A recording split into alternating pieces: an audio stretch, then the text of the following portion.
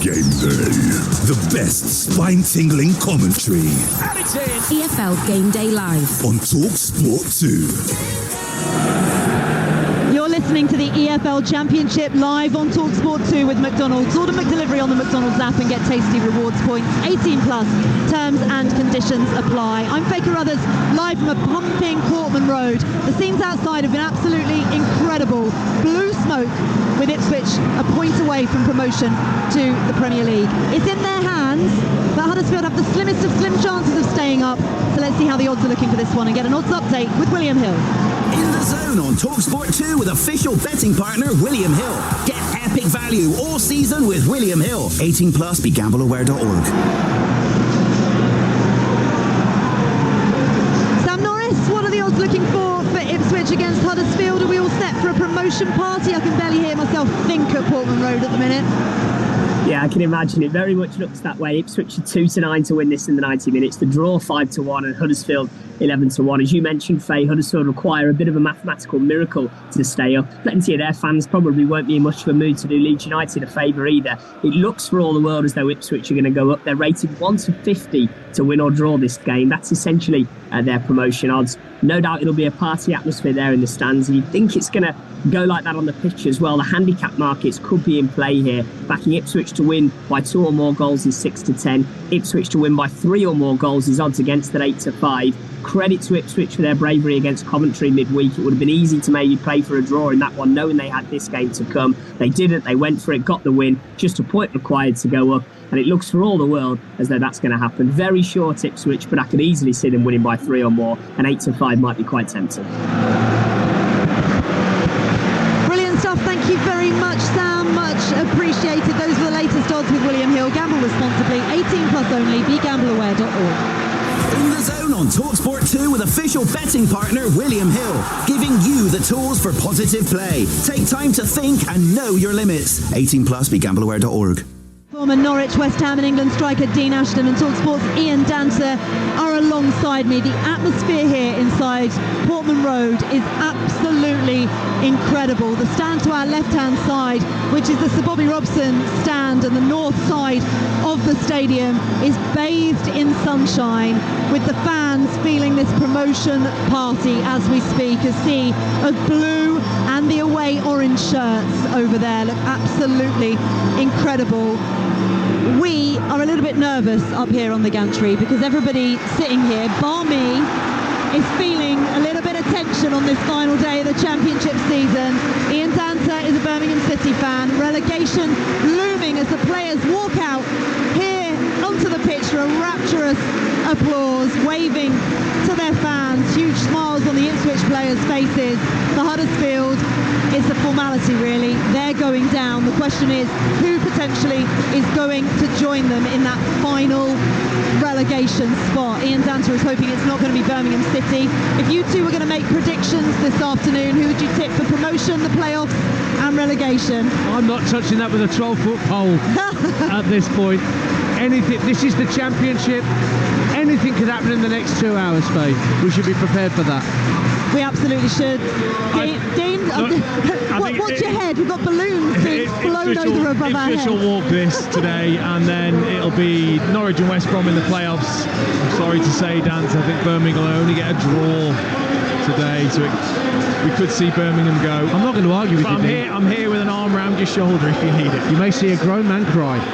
Honestly, I've never seen you look this tense, Dan. I really haven't, and I feel for you at the moment. What could have been if John Eustace had stayed in charge? We'll never know. It's one of the great imponderables. He may have struggled the same way Wayne Rooney did, and whatever. It can't. What is? There's the way it ought to be, and there's the way it is. And Birmingham have been circling the plug hole for long enough. That's the way it is.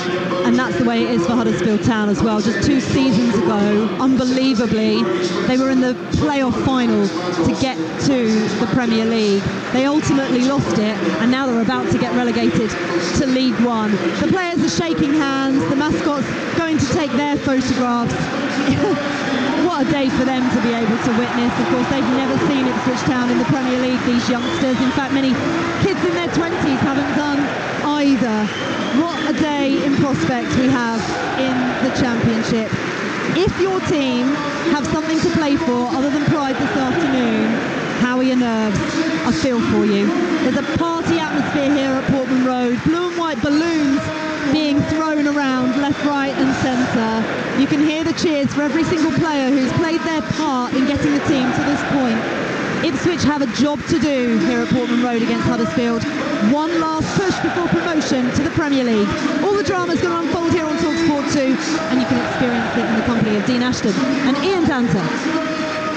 Thank you, Faye, and a very good afternoon to you, wherever and however you're listening to Talksport 2. So it all comes down to this. One last push from Ipswich Town required to earn the result that would bring Premier League football back to Portman Road for the first time in a generation.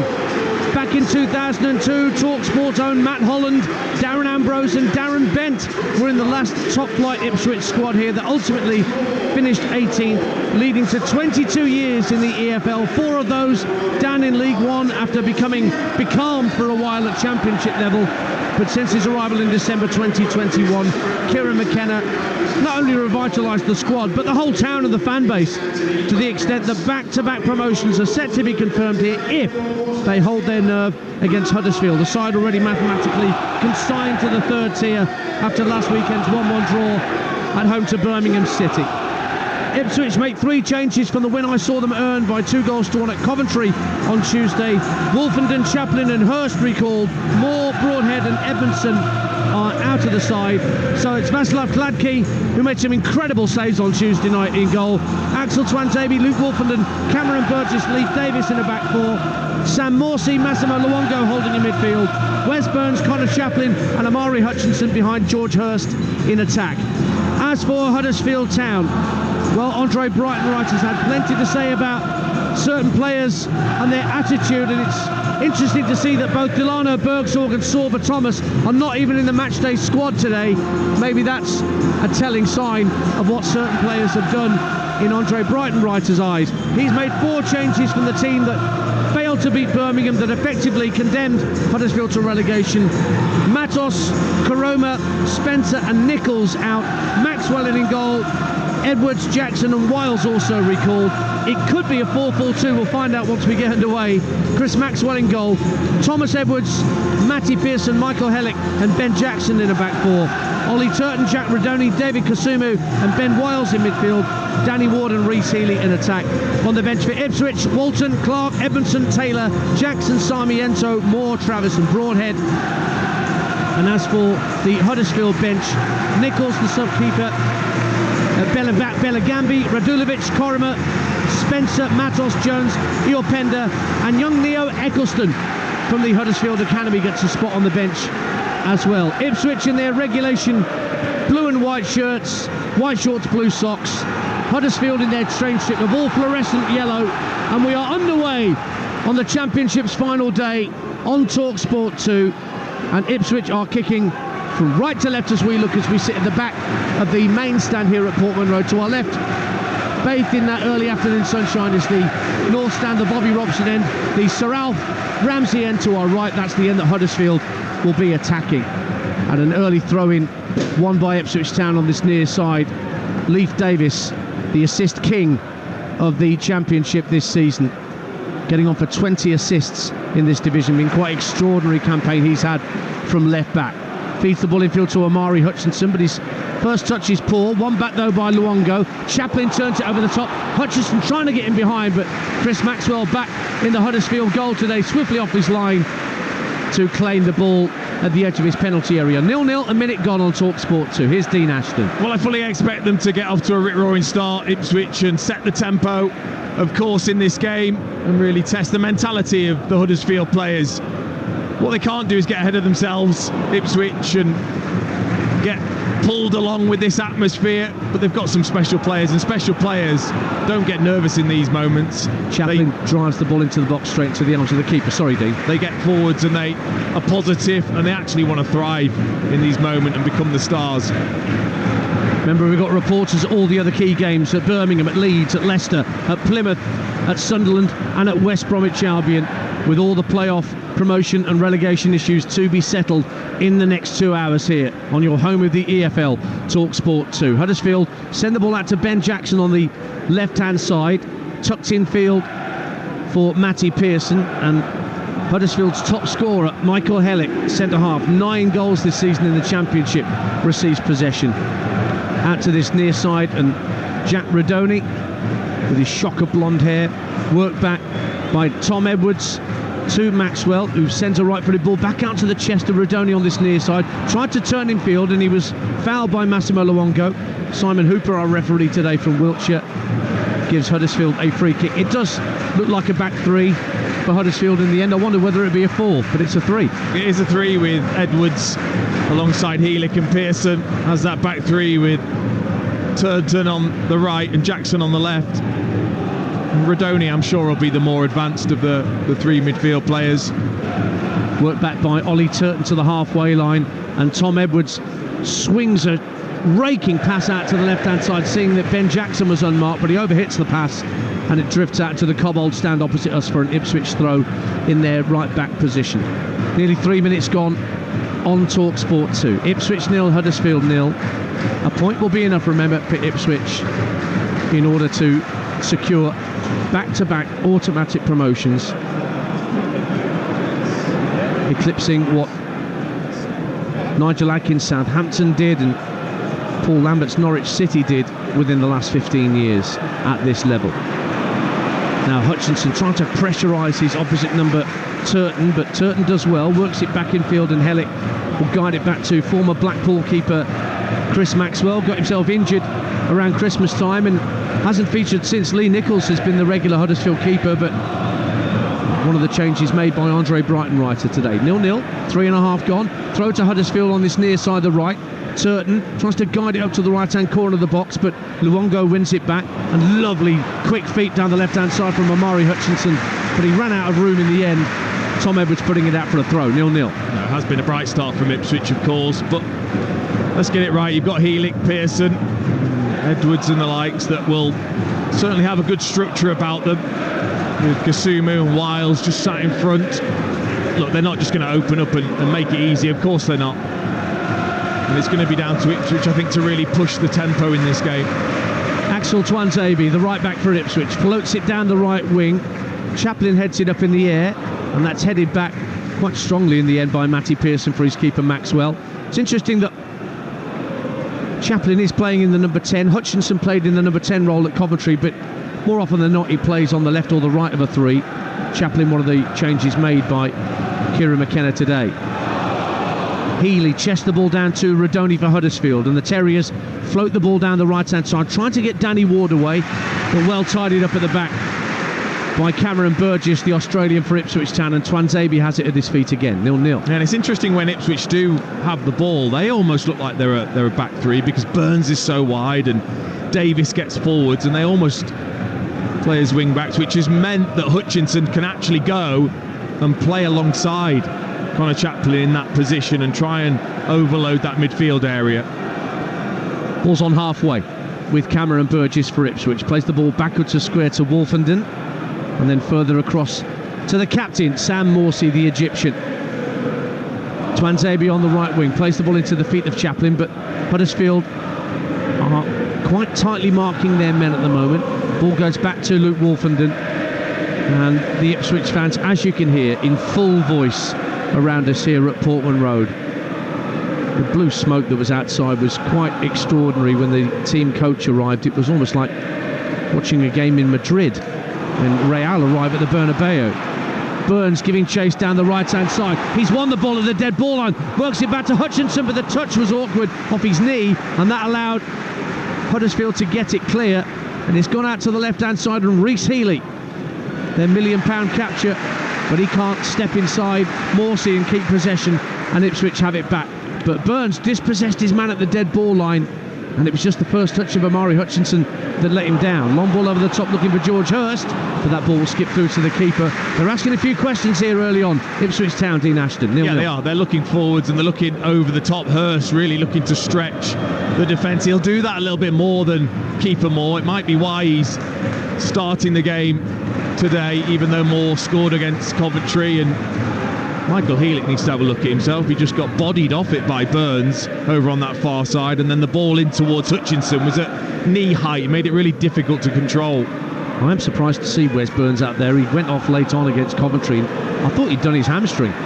Not so. He's out there and he starts. Might have just been a little bit of cramp when you're coming back from injury. That can happen quite often. Very true.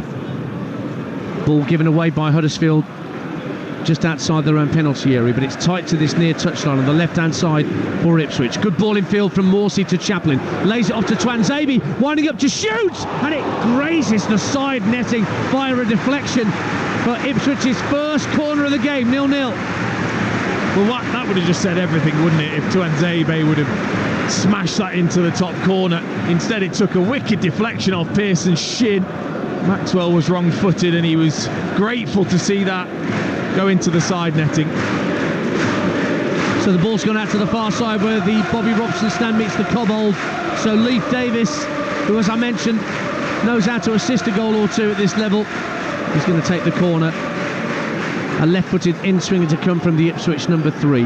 Only Luongo wearing blue is inside the area. It's played short to Hutchinson, right-hand corner of the box, plays it into the near post. Rodoni gets it clear. Hutchinson, intelligent header, back out to Davis, right-hand side of the area. Burns on the overlap, tries to turn inside Kasumu, can't do so, but the touch off Kasumu goes behind for a second successive corner to Ipswich, 0-0. Yeah, it was a poor delivery actually from Hutchinson. They tried the short corner, he was there to take the cross in the end and just didn't get the right angle on it, but Leif Davis again with another opportunity. Another left-footed in-swinger from the Ipswich fullback. Burgess is inside the 6-yard box. There's a whole clutch of players around the penalty spot. Whipped in by Davis, punched clear by Maxwell. Somebody was flying across his line of vision, couldn't quite get there. I think it was Burgess. In any case, Ipswich have won it back. Out on the left wing, the near side to us. Chaplin steers it down the left-hand side of the area for Luongo. Tries to turn inside Pearson, but it's won back by Tom Edwards for Huddersfield Town. He plays it up to the halfway line. Healy controls it neatly. Kasumu almost had the ball taken off his toe by Luongo, and now it's been sent out to the left-hand side, asking Ben Wiles to give chase for Huddersfield, but he won't. Well, the Roadrunner would have caught up with that to throw to Ipswich Town. We played 9 minutes on Talksport 2 and it's goalless. I mean, look, Huddersfield's big strengths will be set plays, of course, with their top scorer Healy, but also if Ipswich do lose the ball, they've got the fastest direct speed, Huddersfield, in the division in terms of metres per second. So as soon as they get it, they'll be looking for Healy, they'll be looking for Ward. We'll check in with some of our other reporters as the other games, of course, are also underway in the Championship. No goals anywhere to report as yet, including here at Portman Road on Talksport 2, your home of the EFL. The playoff started last night with Bolton's 3-1 win at Barnsley, and they will continue tonight as Oxford and Peterborough lock horns at 7:45. That's live on Talksport 2 with Alex Crook and Sam Parkin. Not before we brought you Sheffield United Forest at 3 o'clock today in the Premier League. Hurst works it out to the Ipswich right, played across the face of goal by Chaplin. Hutchinson's gone down under pressure from Edwards, and the referee Simon Hooper merely says that's a corner kick, 0-0. Really early contact from Edwards on Hutchinson. Not quite sure. I think Hutchinson was trying to get himself back on side, and Edwards then just tried to get across, put an arm across him. It would have been incredibly soft if it was given. So Davis has gone across again to where the Alf Ramsey stand meets the Cobbold over on the far left-hand side from our position high up here. Left-footed in-swinger to come. Rodoni guarding the near post. Chaplin now standing nearest to the keeper, Maxwell. Onto the 6-yard line. Luongo had a free header but just headed it almost up in the air. Comes back in and headed wide this time by George Hurst. And it'll be a goal kick to Huddersfield Town. 0-0 here. Let's check in the early stages at Ellen Road. Leeds Southampton. Talksport 2's Mark Wilson. Yeah, still Leeds 0, Southampton 0. Leeds early chance. Ampadu headed over from a free kick from the right hand side. We've just seen a chance for Shay Adams, but his touch led him down in front of goal. Even game here. Leeds 0, Southampton 0. To St Andrews, Birmingham Norwich. Ollie Klink and Alvin Martin. 10 minutes gone. Birmingham 0, Norwich 0. Birmingham fired up for this one, Dancer. They've already seen Koji Mayoshi sting the gloves of Angus Gunn in the Norwich goal. They've been really bright so far, and Alvin Martin, they've got to feed off this electric energy from the crowd throughout the afternoon. That's right, but they've also got to be very careful they don't concede. Look, they're not got full of goals, so the last thing they want to do is start chasing this game. But as you said, the atmosphere is demanding that they go for it, but they've looked the more likely. At the moment, it's Norwich who have a decent possession, but no real threat up front.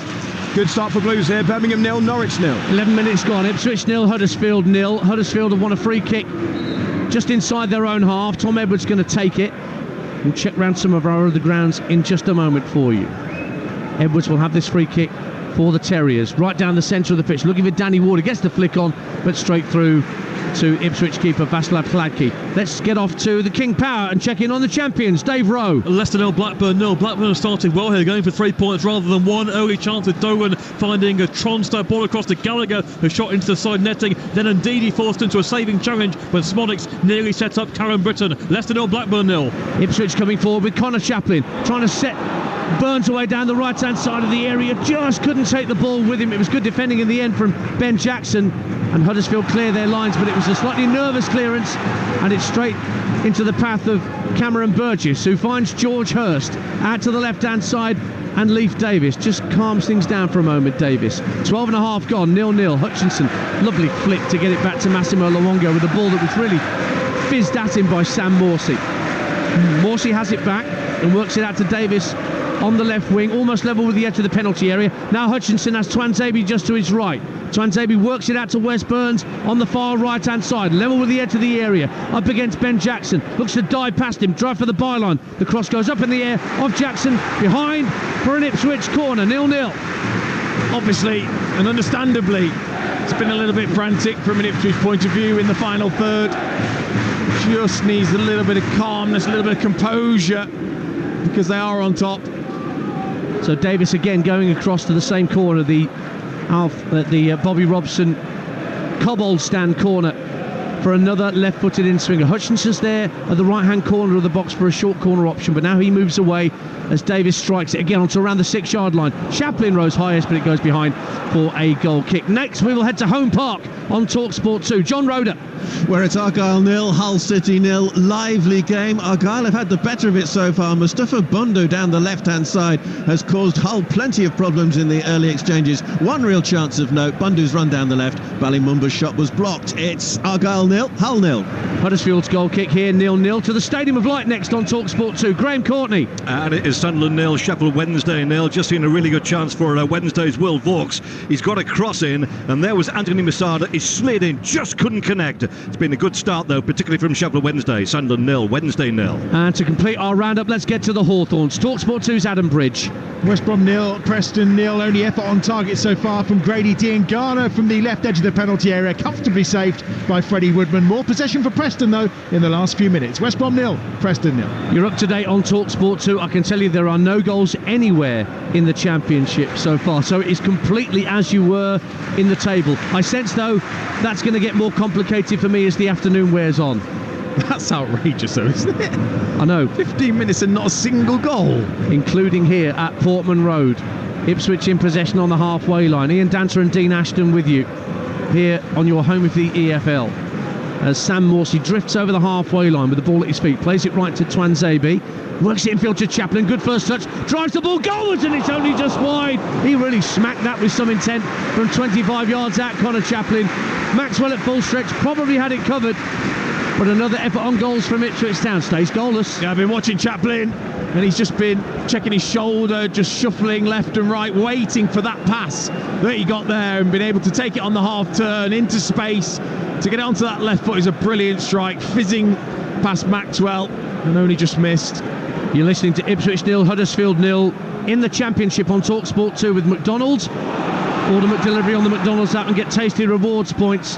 18 plus terms and conditions apply. Ipswich have it with Omari Hutchinson, left-hand corner of the box. Guides it down to Leif Davis. First time cross from Davis, headed down by Hellick and actually picked up by Ben Wiles at the edge of the area, and he floats it long downfield, looking to release Danny Ward. And it seems like Danny Ward and Reece Healy this afternoon are going to be feeding off scraps, Dean Ashton, 0-0. Well, they are, but work together then. As soon as they got the ball there, they both just split away from each other. No, you've got to work together. So if you flick it on, the other one can get onto it. If it goes into your chest, you can get in front and receive the knockdown. Instead, they've just split, and that makes it difficult. In the Women's Super League, Everton 2, Spurs 1. Drew Spencer's got Spurs back into it right on half-time there. 0-0 at Portman Road, 0-0 everywhere in the Championship so far. This Saturday afternoon on final day. And here is Connor Chaplin for Ipswich Town. Suddenly a hush descends on Portman Road, almost the first time since I walked in at about 9:45. Morsey clips the ball into the box, and that's far too far ahead of anybody wearing blue and white, and it just bounces through to Chris Maxwell, who I remember coming through at Blackpool, and I was always really impressed with him as a goalkeeper. Dean Ashton got injured mid-season, back in goal today. I don't know whether that says anything about Lee Nichols, because Andre Brighton-Wright has had plenty to say about the attitude of some of his players, but he's a good keeper. He'll be an interesting last line of defence for Huddersfield today. And maybe it just might be a case of wanting to reward him. You know, he sits there all season. Nichols, of course, is a very good goalkeeper in his own right, and he's not been given the opportunity. And they might be looking, of course, to next season. Yes. Goal at Ellen Road. Talksport 2's Mark Wilson. It's Leeds United 0, Southampton 1. It's Adam Armstrong's 21st of the season. It's a cross from the left-hand side from Shea Adams. Armstrong unmarked, drills it past Meslier. Leeds 0, Southampton 1. Well, that will soon drift around the stands here at Portman Road and send the fans into a different kind of euphoria to what we've heard so far. So Southampton lead at Ellen Road. The first goal going in this afternoon goes in West Yorkshire, and the fans are just starting to discover it now, I sense, Dean Ashton. Yeah, they are. You can just see it's like a Mexican wave almost as it gets transported from stand to stand. There it is. There's the gradual roar that tells you the punters know that everything is going Ipswich's way. That means they can afford to lose this and still go up, but they don't want to do that. Tumultuous noise around Portman Road, accompanying news of that Southampton goal at Ellen Road. Ball out of play, and Ipswich will have a throw on this near side. I can only just see Kieran McKenna down beneath. He's wearing a light brown pullover today. Smart casual from Kieran McKenna, and he has been casual, hasn't he, Dean, all season as a manager. Never got flustered by anything. He won't, but it'll be fascinating to see his reaction for when they do get promoted, because I think there will be a massive release from him, because he's been so calm, because he's had to be, because it's come down to the last day of the season. So Southampton lead. That Adam Armstrong goal is 21st of the season, the only goal we have for you so far in the 12:30 kickoffs. Don't forget, Arsenal-Bournemouth is live over on Talksport right now. That's also goalless at Emirates Stadium. Throw into Huddersfield, back here at Portman Road. Level with the edge of the Ipswich penalty area. Edwards sends in the throw. Rudoni heads it back towards the edge of the area, but Morsey is on the scene first. Just slips inside Kasumu. Referee waves play on as Chaplin brings it away. Looks to release Hutchinson. Left-hand side of the area, has to let the ball drift across his body before he collects. Now Hutchinson, back for Burns at the edge of the area, gets underneath the shot, and it's well over the crossbar for a Huddersfield goal kick. 0-0. Very, very good counter-attack there, wasn't it? Referee did the right thing there, Simon Hooper, just letting the play go when Morsey was fouled. Chaplin in the end finding Hutchinson, just got away from him slightly, and when he played it back, Burns was trying for that, opened his body up to side foot it into the far corner and put it way over the top. I'm sure you can hear what they're singing behind us. They've made their minds up with that goal at Ellen Road. But 0-0 here, but that's all that Ipswich need. Another goal at Ellen Road. Mark Wilson. It's the equaliser. Joel Perreault fires in from the edge of the area after good work down the Leeds right-hand side. Instant response. Leeds season back alive. Leeds 1, Southampton 1. Well, I very much doubt we'll get the same response around the stands to that goal here on Talksport 2. But that will filter through. There's a break in play here at the moment as Amari Hutchinson just gets slowly back to his feet. I thought for a minute they were thinking when the Saints go marching in honour of Southampton, but it is the town go marching in. Hutchinson back on his feet. Andre Brighton-Wright just having a few words with some of the Huddersfield players down beneath. I wonder whether he'll still be Huddersfield manager next season. Andre Brighton-Wright, appointed in February, won just 2 league games. The former Schalke and Hanover boss was at Hoffenheim most recently. I think it'd be interesting to see how the ownership view his comments even before this game. Well, it'd be interesting if he bumps into Neil Warnock in a dark alley anytime soon after what he had to say about Huddersfield's pre-season under their previous manager. So 0-0 here. The only goals we got so far in the Championship have both come at Ellen Road. 1-1 between Leeds and Southampton. Ipswich having some defending to do as Huddersfield win a throw in down this near side, the right, and it's going to be taken by Tom Edwards, back in the side today for Huddersfield Town, on loan from Stoke. Hasn't started since October, but his long throw just dribbles through in the end to Václav Hladký, who I saw make some stunning saves. Talking to goalkeepers, made a quite brilliant save to deny Haji Wright on Tuesday night when the Coventry striker looked certain to score, and he's been very good on the clean sheet front this season as Václav Hladký. Ball's back with Massimo Luongo for Ipswich Town on the halfway line. To his right is Luke Wolfenden. Twanzebe now moving up on the right hand side, lets it run across his body and drifts out to the far touchline for Wes Burns. The Welshman works it in field for Chaplin, and now Morsey again in the centre of the Huddersfield half, into the feet of Hutchinson, who's caught from behind by Hellick, and that's a free kick to Ipswich Town, dead centre of the Huddersfield half of the field. 0-0. Morsey's just so good at that, in terms of it look as if he's going to play out towards his midfield partner, and then he just pops it in towards the player in the 10 position. Hutchinson, left hand side of the area, plays it to the far post. Burns heads it back, and Chaplin on the 6-yard line. If he'd been as tall as you, Dean Ashton, he'd have got hold of that, but it came off the top of his head and went behind for a goal kick to Huddersfield. Let's get back to St Andrews. Update you there. Ollie Klink and Alvin Martin. It's Birmingham 0, Norwich 0, Dance, but there's a stoppage in play here. It looks as if there's been a medical incident in the crowd. One of the Birmingham fans, we've just seen the Norwich medical staff sprinting across the pitch to go and help someone on the other side. So there could be quite a long stoppage here as this situation is sorted out. 22 minutes gone, it's Birmingham 0, Norwich 0. OK, thank you, Ollie. We had that at Deepdale, did we not? On Monday night there was a medical incident in the crowd at half-time between Preston and Leicester. We'll keep you updated as to how that progresses and how quickly that game at St Andrews can restart. Back here at Portman Road, we played a quarter of the game. 23 minutes gone on Talksport 2, your home of the EFL. Ipswich drawing, Leeds drawing. So as it stands, that's good enough for Ipswich to gain back-to-back promotions. No goals anywhere else other than at Leeds, which means that Birmingham would still be relegated as things stand. Norwich and West Brom would be the playoff teams to join Leeds and Southampton for the playoffs in the Championship that start a week tomorrow, live on Talksport. Davis hooks clear for Ipswich at the right back position just for a moment. Kasumu tries to win possession for Huddersfield, but now Chaplin sprints away over the halfway line, plays it through for Wes Burns, onside, wrong side of the post, as out came Maxwell to narrow the angle. Burns had to take the shot early from outside the area, and it went the wrong side of the left-hand post at the north stand end, and it stays 0-0, but such a quick break. It's a huge chance for Burns.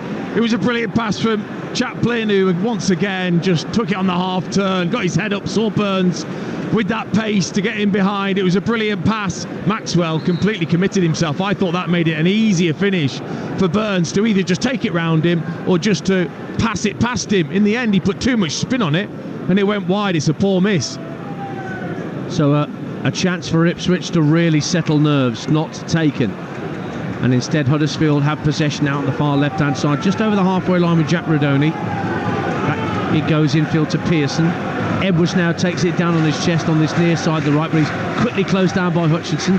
Turton turns it round the corner for Danny Ward. And now Edwards again tight to this near touch line, loses out, can't keep control, and Ipswich have a throw. Stoke lead Bristol City at the Bet365. Luke Cundle for Stoke. No top half finish in 6 seasons for Stoke since they've been relegated from the Premier League. Stephen Schumacher will hope for better next campaign. Sam Morsey for Ipswich Town at 0-0. 26 minutes gone on Talksport 2. Floats a slow pass over to the right hand side. Burns can bring it under control, 10 yards inside the Huddersfield half of the field, and he'll work it back to Wolfenden on halfway into the centre circle for Massimo Luongo, once of QPR. Morsey, the Egyptian and captain of Ipswich Town, will work it back to Wolfenden. Wolfenden's ball over halfway is intercepted. Kasumu knocks it down, and it's worked back by Jackson to the back three for Huddersfield. And they can keep possession well when they get the chance, Huddersfield Town. Neatly done by Ollie Turton to find Jack Rodoni. But Rodoni's had the ball taken off his toe by Hutchinson. Hurst for Ipswich, up to the edge of the area, turns around, finds Chaplin at the edge of the D, finds Burns in space! Where's Burns? Like the blue touch paper! Ipswich Town are on their way! And it's Wes Burns firing it low under Chris Maxwell! Ipswich 1, Huddersfield 0, Premier League, here they come! And that was the composure they needed. I thought Hurst had wasted the chance when he could have played it to Hutchinson. He turned around and there was Connor Chaplin. And what he needed to do was play it quickly. It was a lovely little pass, one touch into Burns, who takes it out of his feet, and this time he sticks his head down, he puts his foot through it, and it flashes past Maxwell at his near post to give Ipswich the lead. That's his 6th championship goal of the season. Undoubtedly his most precious. And as they head back to the halfway line, having completed their celebrations, the squad at the corner flag, Sam Morsey just knelt down and kissed the turf, the Ipswich captain. There are goals going in elsewhere. Middlesbrough lead Watford. Emmanuel Latte-Lac, what an end to the season he's had. That's 16 goals for the season now for the Middlesbrough striker. And already relegated Rotherham lead Cardiff. Jordan Hugill with a goal for the Millers at the New York Stadium. But it's all about Ipswich Town right now. Leeds can only draw. Ipswich now 1-0 up. And it's the Welshman Wes who's put them in front with a very, very tidy finish. Not 2 minutes after he had a glorious chance that he just took wide of the post. That will make him feel a whole lot better. I can tell you they are back underway at St Andrews after that medical emergency in the Tilton end, so still goalless there. It's checking at Ellen Road. I wonder whether this Ipswich goal has filtered through to the Leeds fans, that sinking feeling maybe. Mark Wilson. Yeah, it's just starting to get around here, but there's frustration here at Leeds' performance stance. It is 1-1, but it's Southampton on top. We just see Shadams played in on goal. His touch let him down. Really should have got a shot away, but from a subsequent corner, ball cleared off the line. Southampton on top at the minute. Leeds 1, Southampton 1. There's a change being made here by Ipswich Town. And Alex Matos has come on for Jack Rodoni. There must be an injury, Dean Ashton, because Rodoni was playing quite well in that centre of midfield, but an early change forced on Andre Breitenreiter. Oh, one back by Ipswich Town. Hutchinson used his hand to win the ball back from Michael Hellick, and so in the end it's a free kick to Huddersfield Town. Yeah, Rodoni just walked off with his head down. I think that said everything about probably an injury that he suffered. Matos will come on, he'll slip right into the same position in that midfield area. Young man on loan from Chelsea. Goal at the Stadium of Light. Talksport's Graham Courtney. And it could be the one that actually guarantees future football in the Championship for Sheffield Wednesday. Sunderland 0, Sheffield Wednesday 1, and the ball has actually been squirted into the back of the net. 2 or 3 players have gone in for it as well. I think it could be Ugbo who's going to be the player that's going to be credited with it, but it was just one of those where you get the impression that Sheffield Wednesday have been pushing forward in this game, and finally the deadlock has been broken. We've got approaching half an hour gone here. Big goal. Sunderland 0, Sheffield Wednesday 1. That'll be Wednesday, safe as houses. It's actually been credited to their veteran defender Liam Palmer, that goal at the Stadium of Light. But it's all semantics. It's 1-0 to the Owls, and we tip the hat, don't we, Dean Ashton, to Danny Roll and the job he's done. Yeah, I know. I mean, you looked at them earlier in the season and you thought there's absolutely no way they're going to stay in the division. Some of the results against much tougher opposition have been excellent.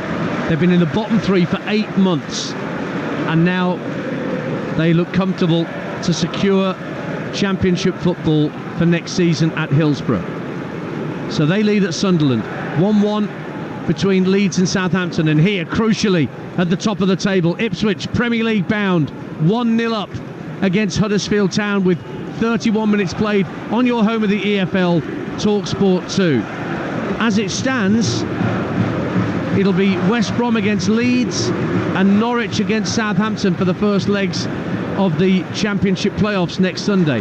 Here's Ben Wiles for Huddersfield, up to the edge of the D on a rare attack.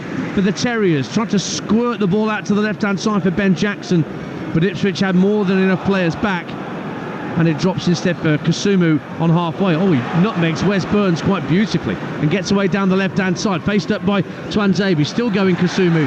Both him and Twanzebe fall to the deck, and the referee says that's a foul by Kasumu. Free kick, Ipswich Town, 1-0 to the Suffolk side with 31 minutes played. I mean, it'll do the players a world of good, that goal, because it would have felt tense. You could sense they were snatching at a couple of opportunities, and that last final pass in the penalty area and that goal, you can just see the players, a little bit of composure now I would expect from this Ipswich side. So Ipswich 1-0. I tell you what, let's check in down at Home Park, a game with implications for both playoffs and relegation. Hull Plymouth. John Roder's there. We're in the 33rd minute. Here it's Plymouth Argyle 0, Hull City 0. Plymouth have had by far the better of this match so far. Morgan Whittaker coming closest to scoring. His shot was blocked by goalkeeper Ryan Alsop. At the other end, Michael Cooper saving from Liam Delap in Hull's only real chance of note. It's Argyle 0, Hull City 0. Ipswich keeping possession inside their own half with Axel Twanzebe out on the far right-hand side. Just drifts over the halfway line. Burns, the goal scorer, releases Chaplin, right-hand side of the box. What's the square across? Was he pushed in the back? No, says the referee. Matty Pearson won the ball cleanly, says Simon Hooper. And we play on, and the Ipswich fans howl for a spot kick that never came. No, I have to agree with that. He was waiting for the ball to come down, Connor Chaplin, and he wanted to then play it across to Hurst. He was in two minds, and then Pearson was just too strong. Yes, it was a nudge in the back, but not enough for a penalty. And actually, when you look at Chaplin and his reaction, it wasn't actually he wasn't that incensed. QPR lead at Coventry. Ilias Chair puts the R's in front, and they were in relegation trouble until just a couple of weeks ago. Another great job done by a manager coming in Marty Cifuentes at Queen's Park Rangers. Free kick to Ipswich inside their own half. Let's check in on the champions against relegation-threatened Blackburn Rovers. Talksport 2's Dave Rowe. Well, it's still Leicester 0, Blackburn 0. Blackburn have done most things right so far this afternoon, but they almost gifted Leicester a goal moments ago. Dreadful backheaded by Hayden Carter. Jamie Vardy went racing through, unusually lifted his shot just wide. Leicester 0, Blackburn 0. Well, I haven't heard the dreaded words yet, goal at St Andrews, in my headphones, but let's check in there anyway with Alvin Martin and Ollie Klink. Oh, Birmingham 0, Norwich 0. What a chance just now, not just for Birmingham but for Norwich as well. We've just seen a shot on goal from Nunez, well saved by Ruddy, but at the other end, Dance, what a chance for Paik Sun Young. Great work down the right from Jay Stansfield. He laid it back across goal on a plate, but Alvin Martin, the finish just wasn't there from Paik. Well, he's got to hit the target at least, and the goal's at his mercy. He drags it with his right foot wide of the target, and like you say, that's the first bit of action we've seen really. Clear-cut chance for Birmingham, clear-cut chance for a striker goal from Norwich. A half save by John Ruddy, but look at the nervous start. It's like two boxers jabbing and moving, waiting to see what they've got to do. At the moment, it's a really nervous encounter. Yeah, just starting to burst into life. Half an hour gone. Birmingham 0, Norwich 0. Free kick to Ipswich here. Goal at Ellen Road. Mark Wilson. It's Leeds 1, Southampton 2, and it's Will Smallbone who's tucked in from close range. Carl Walker-Peters chased a real lost cause down the byline. Nobody went with him. He kept the ball in, ran into the box, pulled it back. Smallbone tucked it in. Leeds 1, Southampton 2. And again, Ipswich fans, particularly those on the far side of the Cobbold stand lower, have picked up that information. They've got Talksport 2 on, that's why. They're listening to Wills up there at Ellen Road. Good for you guys. Free kick to Ipswich, who lead by a goal to nil. 10 minutes to half-time. It's to be taken by Leif Davis, right in the centre of the Huddersfield half. Left-footed, floated to the far post. Burns tries to steer it, rather, it was Burgess trying to steer it back across the face of goal, but the offside flag went up. And it will be a free kick to Huddersfield Town inside their own penalty area. Let's check it at the Hawthorns. West Brom at home this afternoon against Preston. Here's Adam Bridge. In the 34th minute, West Bromwich Albion 0, Preston North End 0. Fairly turgid, nervy affair so far, lacking any quality, no goals, and neither side deserve any really. West Bromwich Albion 0, Preston North End 0. Here's Sam Morsey for Ipswich, winning the ball back from Ben Wiles, who cuts a very frustrated figure, the Huddersfield number 23, as he gets back to his feet, having been dispossessed. So, Southampton lead at Leeds once again. That doesn't affect the playoff positions, by the way. It would still be Leeds, Southampton, Norwich and West Brom in that order, 3rd to 6th. And Kasumu has possession for Huddersfield Town. 8.5 minutes to the break. 1-0 Ipswich in front through Wes Burns with a terrific low finish past Chris Maxwell after a really good period of pressure that the home side had, which released the pressure valve here at Portman Road. Good challenge on the left-hand side from Davis. It is a Huddersfield throw. Now, how do Huddersfield approach this? I mean, they know their fate, really, Dean Ashton, but do they just throw caution to the wind, or is that not a good idea at this point? I don't even think they've got it in them, to be honest, in terms of actual quality. It's not as if Ipswich are a poor team out of possession. They're working incredibly hard to make it difficult for Huddersfield, and that's actually where they've been vulnerable. They are trying to play Huddersfield, but when they lose it, that is when Ipswich pounce and throw bodies forward. And I don't think Ipswich will mind Huddersfield having a bit of possession because of that. Huddersfield coming forward with Danny Ward, who sneaks in between two Ipswich defenders to collect the ball down the left-hand side of the penalty area. Works it for Ben Jackson, who hits the ball against Twanzebe. Burns prevents the corner kick. It will be a throw, though, in front of the Huddersfield fans who are in the Cobbold stand upper tier. We can't quite see them because of the overhang of this main stand here at Portman Road. We get a real letterbox view of this playing surface. Goal at the Stadium of Light, Graham Courtney. And this is great for Sheffield Wednesday. It's Sunderland 0, Wednesday 2, and it's Josh Windass with a really well taken goal. And I'm afraid that Sunderland have been completely undone by pace here. Fast counter-attack by Sheffield Wednesday. Loose ball sort of just bobbling around in the area. And from around about the penalty spot, Windass has come in and he has blasted it into the top of the net. That could be the one which really seals this now, to make sure that Sheffield Wednesday live to fight another day, and that day next season will be in the Championship. Sunderland 0, Sheffield Wednesday 2. Well, he was the man that headed the extra time winner that saw Sheffield Wednesday get to the Championship, and he has the say on their destiny once again, it seems, Josh Windass. In the WSL, Spurs have equalised now at Everton. Beth England makes it Everton 2, Tottenham Hotspur 2. Here's Kasumu for Huddersfield Town, trailing promotion-bound Ipswich Town. Oh, Wes Burns just takes the ball off Ben Wiles so easily. Skips into the Huddersfield half. Plays it out neatly to the left wing, where it's picked up by Leif Davis. Midway point of the half. Tucks it in field for Hutchinson. Luongo's gone beyond him, but instead he goes back out to this near side and Leif Davis. He plays a 1-2 with Luongo. Works it into George Hurst. Hurst finds Luongo once more. Very neat 1 and 2 touch football from Ipswich Town. Full of confidence, as you might expect. Hurst is back to goal 30 yards out. Just keeps the ball away from Hellick and will work it back to Luongo. Goal at Home Park, John Roeder. It's Plymouth Argyle 1, Hull City 0. Substitute Callum Wright on just a few moments ago for the injured Mustafa Bundo, sending a cross from the left across to the right, and there to meet it with a firm header was Joe Edwards. Pandemonium at Home Park amongst the home supporters. It's Plymouth Argyle 1, Hull 0. Massive news for Plymouth. That'll put them on 51 points and well clear of trouble. They will stay up if things stay as that this afternoon in the Championship. Cardiff equalise at Rotherham. Nathaniel Phillips making it 1-1 at the New York Stadium. That is a huge goal for Plymouth and scuppers any lingering hopes Hull City had of getting into the playoffs. Ipswich 1-0 up here. Hurst down the left-hand side of the area, gives it back to Leif Davis. He works infield to Hutchinson, who's just dragged a right-footed shot wide. Infield it goes to Sam Morsey. Hurst to shoot, and he shot straight at Maxwell, who palmed the ball nervously up in the air and caught it at the second attempt. Bit nervous from Maxwell, but he dealt with it all the same. 1-0 Ipswich. Well, he had to wait for it to just come between two players.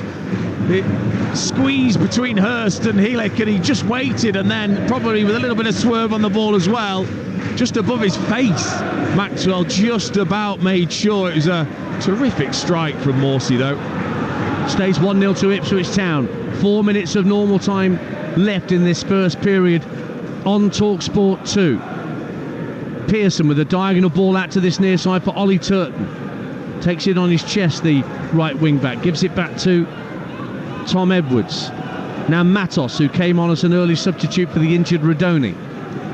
Pearson up to the halfway line, will square it past Hellick, across for Edwards once again. Ipswich got everybody behind the ball. Long ball trying to release Danny Ward, but the offside flag goes up against him. More ironic cheers. Let's see as QPR go 2-0 up at Coventry City through Morgan Fox. See how that Plymouth goal has gone down at St Andrews, because that's big and not good for Birmingham City. Ollie Klink. Yeah, Birmingham 0, Norwich 0. It hasn't dampened spirits here, Dance, because I think these Birmingham fans know that unless they're winning, it doesn't really matter anyway. They're creating chances as well. Just now, Ethan Laird released down the right. He whipped it back across for Keshi Anderson, but his heavy touch took the chance away from him. Jay Stansfield has also whipped one at goal from the edge of the box. Alvin Martin, Birmingham at times getting some joy down both flanks. Well, they look the better team, there's no doubt about it, and I think more likely to open the score, and that doesn't mean that they will. This is football, but certainly what they will be pleased with, the Birmingham fans, is that they've not really offered Norwich too many chances. Sargent is really in form. We haven't seen anything of him, and Ruddy had I think one half save to make, so from that point of view they're solid, but they need a goal. 4 minutes to go to the break here. It's Birmingham 0, Norwich 0. Well, John Ruddy should be motivated against his old club, that's for sure. Ipswich coming forward. Burns, the goal scorer, up to the edge of the area, faced up by Pearson. Across to Hutchinson, takes a touch, almost got the shot away. Brilliant challenge from Alex Matos. Drifts out to the left-hand side, and Davis will retrieve. Arsenal apparently have a penalty subject to a VAR check against Bournemouth over on Talksport at Emirates Stadium. Get the app downloaded and you can swipe between Talksport and Talksport 2 so you don't miss a thing. They're checking on the penalty now. It looks like a challenge from the goalkeeper on Kai Havertz that's being investigated. Meantime here at Portman Road, it's Ipswich 1, Huddersfield Town 0, a scoreline that sees Ipswich through. They've scored from the penalty spot of Arsenal. Bukayo Saka makes it 1-0 to Arsenal, just shy of half-time live on TalkSport. Remember, Manchester City play at tea time today. And on TalkSport 2 at 3 o'clock from the Premier League, we bring you Nottingham Forest's trip to Sheffield United, as Nottingham Forest look to pull clear of trouble. Luton only got a point last night live on TalkSport against Everton. Ball's back with Ben Wiles for Huddersfield Town, with just over a minute of normal time to go. And once again, a rare moment of silence descends on Portman Road. They just need a breather. Yeah, well, I don't blame them. They've been at full voice, haven't they, Dean? They've been making a right old racket, both outside and inside the stadium. And they've played the first half well in terms of the tempo, Ipswich. They've sat off when they've needed to and allow Huddersfield to have that moment to compose themselves. But then they've upped the tempo then when they get the ball and made it difficult for Huddersfield, who those front two have struggled to combine at times. And once again, Reece Healey thought he was fouled by Sam Morsey at the edge of the D, but Simon Hooper says get up, and instead Morsey brings it clear and finds Wes Burns on the right hand side. 3 Ipswich players heading into their penalty area waiting for a cross, and Burns' cross out for a throw off Ben Jackson. Ipswich 1, Huddersfield 0. Dean Ashton. Burns, what a player he has been, and no surprise actually that they had a little bit of a wobble with his injury. He was still able to pick up those vital draws now when you look at them, but he's a miss, no doubt, on that right hand side. You'd love to be a striker waiting for crosses from him, wouldn't you? Absolutely. And Leif Davis on the other side as well. Yeah. It's a dream.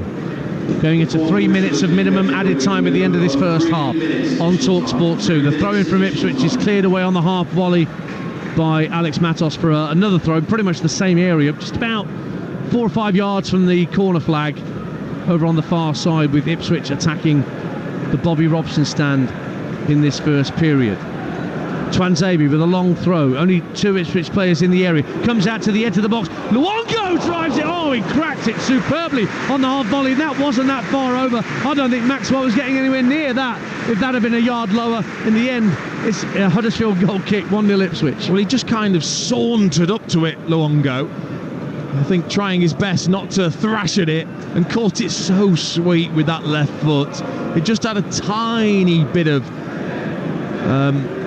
sideways curl on it. I think that probably just meant that it sent it up and over. And here's Danny Ward for Huddersfield on a rare foray downfield, drifts out to the left hand corner of the penalty area waiting for support, has to knock it back infield to Alex Matos, and he'll float it quite lazily really to Hellick, who did bring it down and bring it back under control. Diagonal ball again, looking for Ward at the edge of the area. Twanzebe wins the header. Reece Healey hits it before it hit the deck, and it went well wide for a goal kick. Just didn't connect with it properly, Reece Healey, and Ipswich can get restarted with a minute and a half of added time gone. It's half-time at Middlesbrough. They lead Watford by a goal to nil. QPR 2-0 up at Coventry, and Leicester are 0-0 with Blackburn. We'll check in with Dave Rowe when Faye Carruthers takes over at half-time to give you the full half-time stories from all the key games in the Championship this afternoon. But a reminder, Southampton 2-1 up at Leeds, Middlesbrough leading Watford, Plymouth 1 up against Hull, Rotherham and Cardiff 1 apiece, Stoke 2-0 up on Bristol City now, and Sheffield Wednesday, they're going to be safe, they're 2-0 up at Sunderland. No goals anywhere else in the Championship. Here is Tom Edwards for Huddersfield Town, playing a 1-2 with Kasumu, but has to turn away from Amari Hutchinson, who's just darting around him, putting him off. Back it goes to Chris Maxwell, passes out to Matos, who manages to turn away from Connor Chaplin, who very nearly took the ball off his toe. Kasumu is fouled as he tried to flick the ball over halfway, and Huddersfield have a free kick late on in this first half. 1-0 Ipswich. They've been terrific in that midfield area of Ipswich, because Hutchinson has joined Chaplin, and then with Morsey and Luongo, it's just like a little cage in the middle of the pitch that you've got to try and get out of. Twanzebe heads the ball up in the air as the free kick from Huddersfield really comes to nothing. Bounces in the centre of the Ipswich half. Luongo lets it drop and flicks it into the centre circle. And it's going to be dealt with by Wolfenden. Penalty at the Hawthorns. Adam Bridge.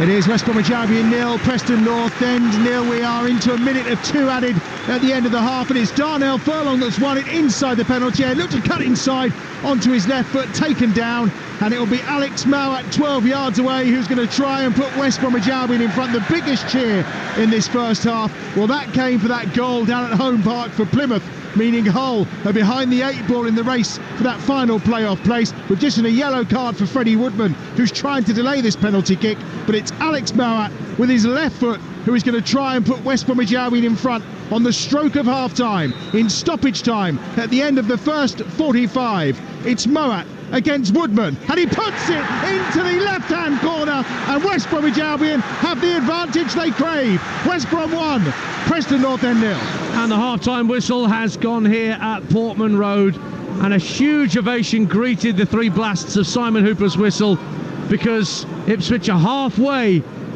to the Premier League with the 1-goal scoreline they have at the break. It came from Wes Burns midway through the half. After some good sustained pressure from the home side, it was flicked across to Burns, unmarked, right-hand side of the box, and a low, true finish past Chris Maxwell. Huddersfield are rarely threatened at the other end. The party is very much ready to start here in Suffolk. There are goals elsewhere. Rotherham lead Cardiff 2-1. Stoke 3-0 up on Bristol City right on half-time, Millian Manhuff. But here at Portman Road at the break, Ipswich Town 1. Huddersfield Town 0. Thank you very much, Dan. Everything is going Ipswich Town's way. A big 45 minutes away as they stand on the brink of a return to the Premier League. They could be playing Arsenal in just a few months' time, an Arsenal side who could be Premier League champions. They're a goal to the good against Bournemouth, live over on Talksport right now. Bukayo Saka from the penalty spot on 45 minutes after Kai Havertz appeared to be brought down by keeper Mark Travers. Some suggestions that he left his leg trailing. VAR did check it though. David Coote's decision stood though. It was not overturned. Here at Portman Road, Ipswich on top on all stats. Should probably have had more goals actually, but ultimately they lead Dean Ashton and are in fully control of this game. As we would have expected, I think they'll probably just be disappointed that they didn't make more of those opportunities that they have created, and you could sense there was a bit of nervousness with those finishes, with those final passes that were needed when they were outnumbering the Huddersfield defence. Huddersfield have tried to play the midfield players. Kasumu I've been impressed with, Matos since he's come on, but they are lacking any cutting edge at the top end of the pitch, and that midfield area for Ipswich they've completely dominated, and I would expect with a bit more freedom in the second half Ipswich to maybe get the second and third. Yeah, I think that once it filters through to the players, obviously that Southampton are ahead against Leeds, they'll probably get their shooting boots back on and a little bit of confidence. Yeah, and look, he's got great options from the bench as well, and ultimately it doesn't matter. It'll be about just making sure they do what's needed here for the fans to be able to celebrate, and it doesn't look as if Huddersfield have got enough and Ipswich have just got to be super professional now in the second half to make sure that they see it through. Might be some players playing for a potential Premier League future, though, who are maybe on the brink of not quite making Kieran McKenna's Premier League side. Yes, I'm sure that'll be in the back of some of the players' minds.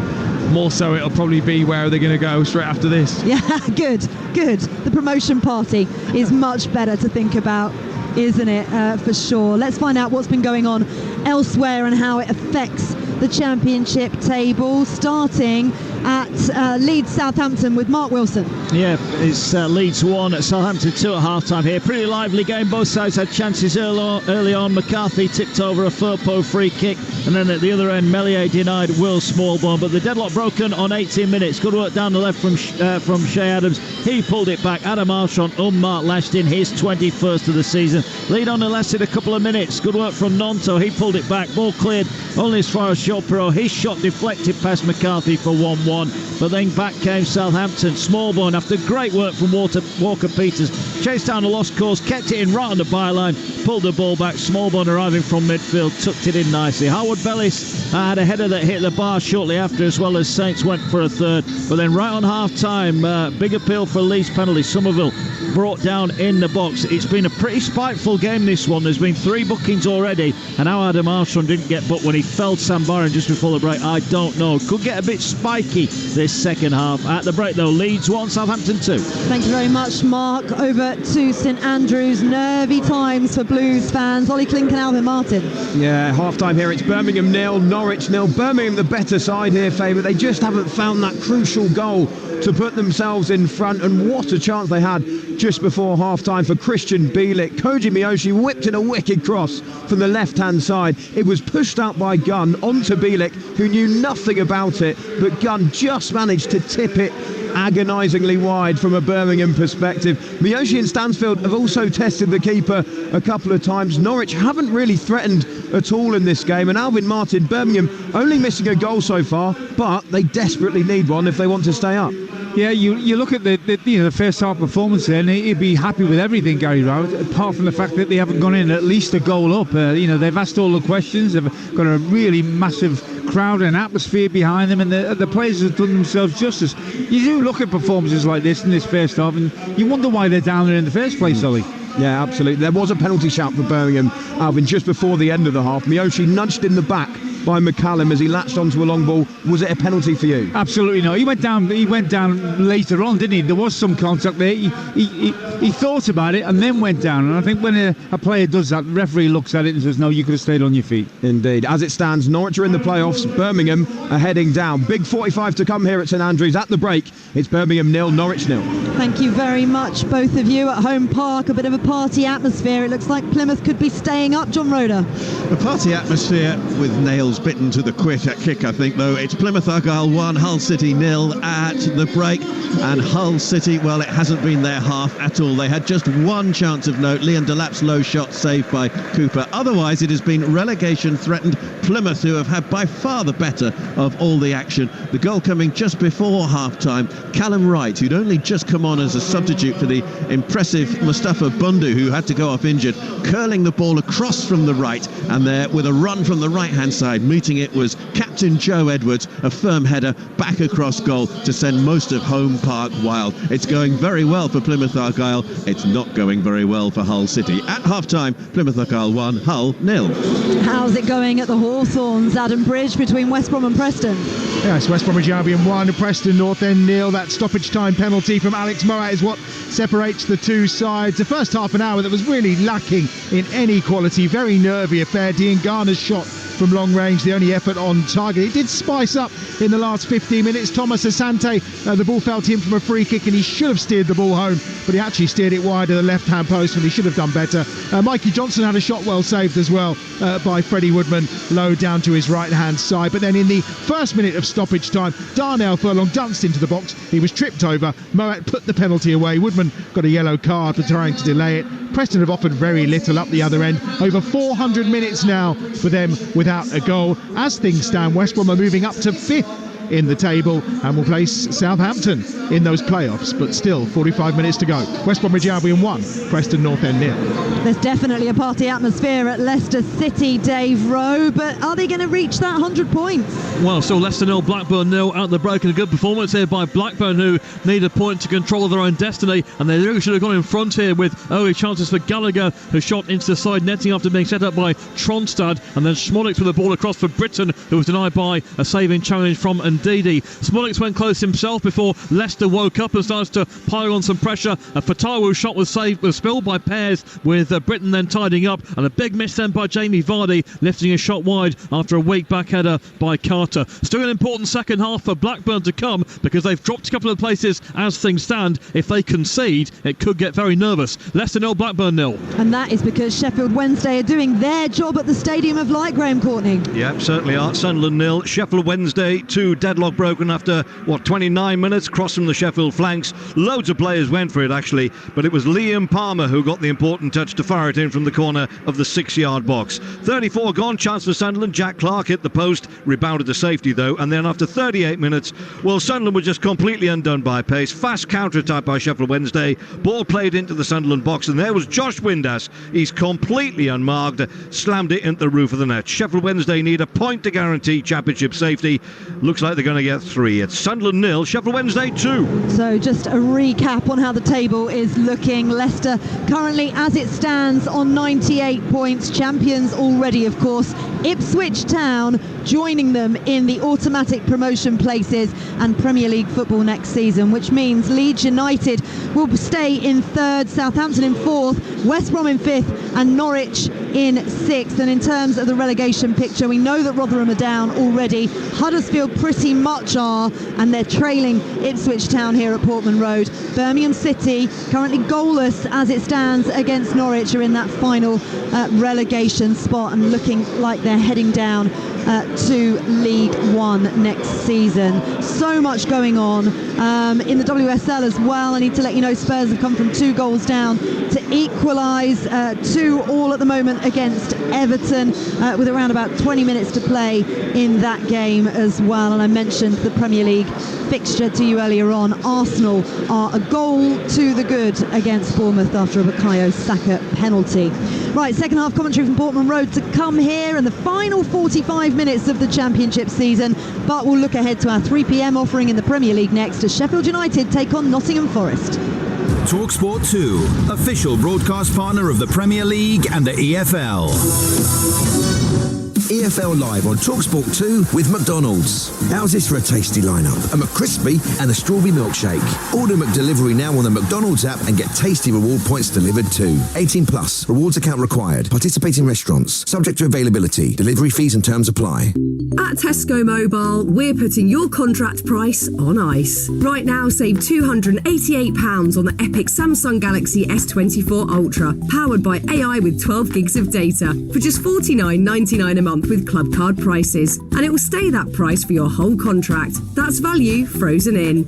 It pays to be connected. Search Tesco Mobile. Every little helps. Ends 19th of May. Club card and 36-month credit agreement required. Frozen for contract duration. Terms at tescomobile.com/terms. With Now, you can stream the biggest action on Sky Sports instantly and without a contract. Absolutely brilliant. This Sunday, Liverpool face Tottenham at Anfield. But that's not all. Catch the final day drama from the EFL Championship, the Miami Grand Prix and the finals of the Madrid Open Tennis. Get all Sky Sports channels for a day or a whole month with a Now Sports membership. Stream a big weekend of sport live with Now. Head to nowtv.com. 18 plus Sky Sports content streamed via internet. Full terms apply. It's time to spring into makeover mode with the Oak Furnitureland Bank Holiday Sale, where you can save on every range. Save on a luxurious bed for waking up ready to seize brighter days, a stylish sofa to sprawl on once the garden's prepped for summer, or a stunning dining table and chairs for entertaining the night away. And right now, enjoy 3 years interest-free credit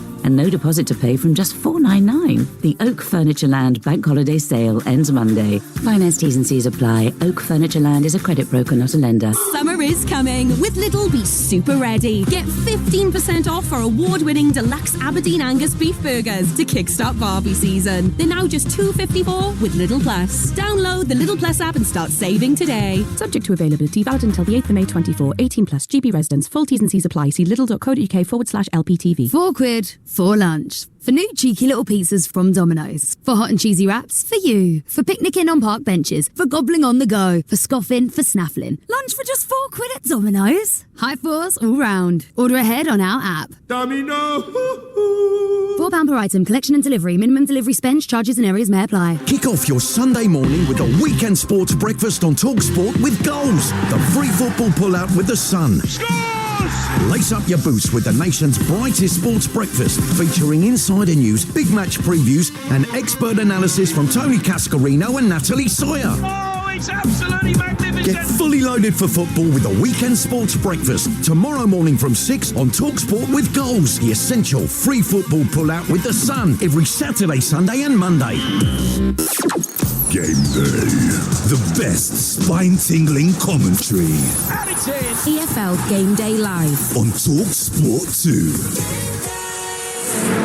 This is EFL Game Day exclusive. Faye Carruthers with you for the final day of the Championship season here at Portman Road. Ipswich lead Huddersfield by 1-0. Over on Talksport in the Premier League, Arsenal lead Bournemouth by 1-0 thanks to Bukayo Saka's penalty right at the end of the first half. Following us at 3 p.m, we have another Premier League exclusive commentary at Bramall Lane, a huge one for Nottingham Forest as they travel to already relegated Sheffield United. But we don't have time to preview that because both sets of players here at Portman Road are back out ahead of this second half earlier than we expected. They just want to get this 45 minutes over and done with. Ipswich, from the point of view of getting promotion to the Premier League for the first time in 22 years.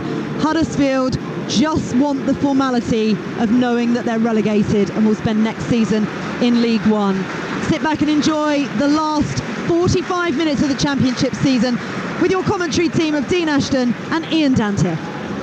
Thanks, Faye. Huddersfield are ready to get us back underway in their all fluorescent yellow change strip. They'll be attacking the Bobby Robson stand to our left in this second half as we sit high up at the back of the main stand. Ipswich in their regulation blue and white will be heading for the Alf Ramsey stand to our right in this second period. All the other games getting underway, and we'll keep you bang up to date with the goals in the Championship second halves and what they mean.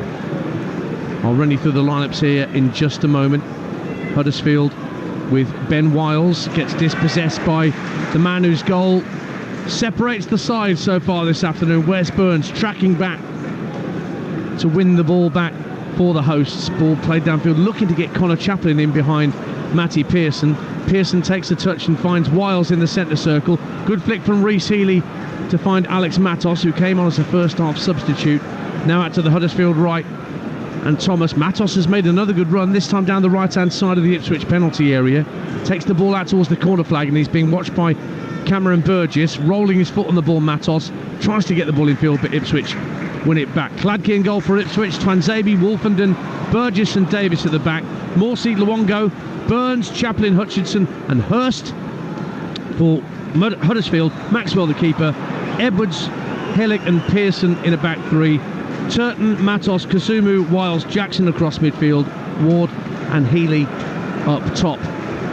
And our apologies to Nigel Adley and Mickey Gray that we couldn't come to them at half time, but we will get confirmed team news from Nigel at 2 p.m, so just over 20 minutes before we give you the team news ahead of our exclusive Premier League game this afternoon at Bramall Lane, Sheffield United against Nottingham Forest. But a free kick early stages of the second half to Huddersfield, midway point of the Ipswich half on the right hand side. It's fired in and well caught by Cladke inside his 6-yard box. Under no real pressure, good handling all the same. 1-0 Ipswich. Yeah, well, it's just eases things up, doesn't it? But that's where Huddersfield could be a threat if they do get more set plays with Pearson and Hellick.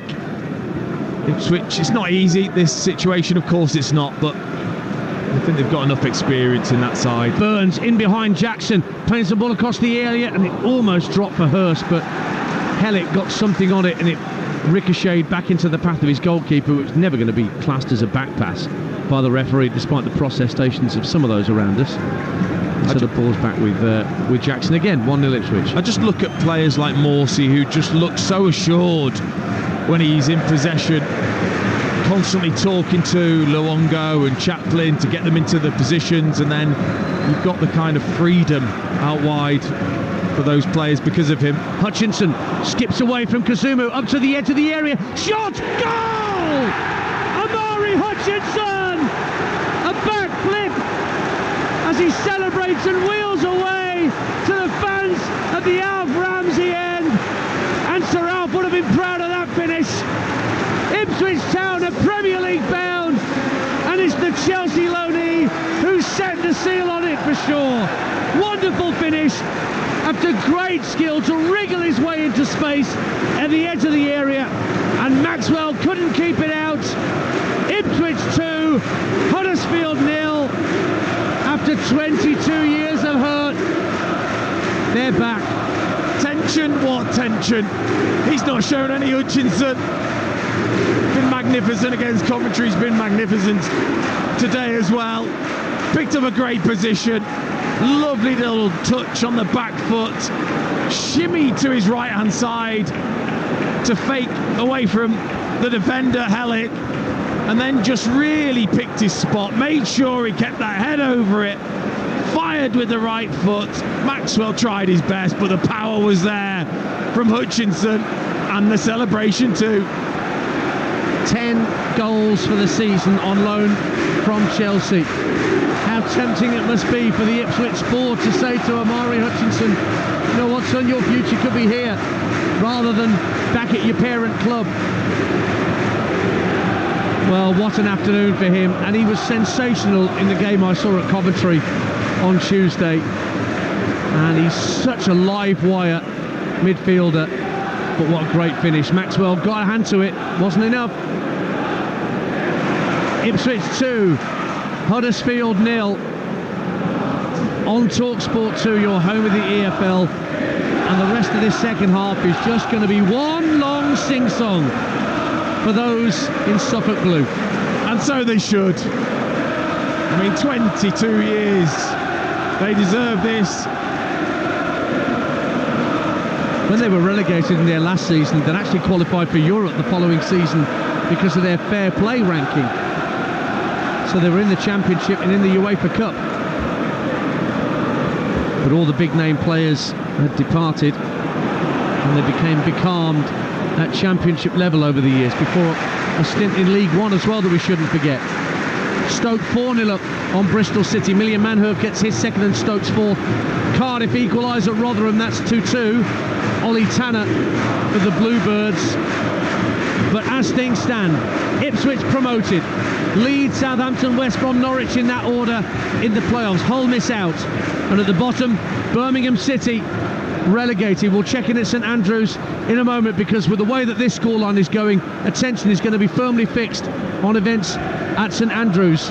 Corner to Ipswich, sent into the far post, volley goals by Chaplin, hit Ben Jackson straight in the backside and comes out to the far side, the left, retrieved by Chaplin. Tucked in field for Hutchinson, ticks it up to the edge of the area, gets it back down the left hand side of the area from Luongo, goes on the outside of Jackson, tries to pull it back, corner kick to Ipswich at the Alf Ramsey end. 2-0. Brilliant again from Hutchinson. Connor Chaplin with his volley block just fed it back to Morsey, into Hutchinson. He just made it happen himself. Lovely little 1-2, little jinking run down the left hand side and a good block.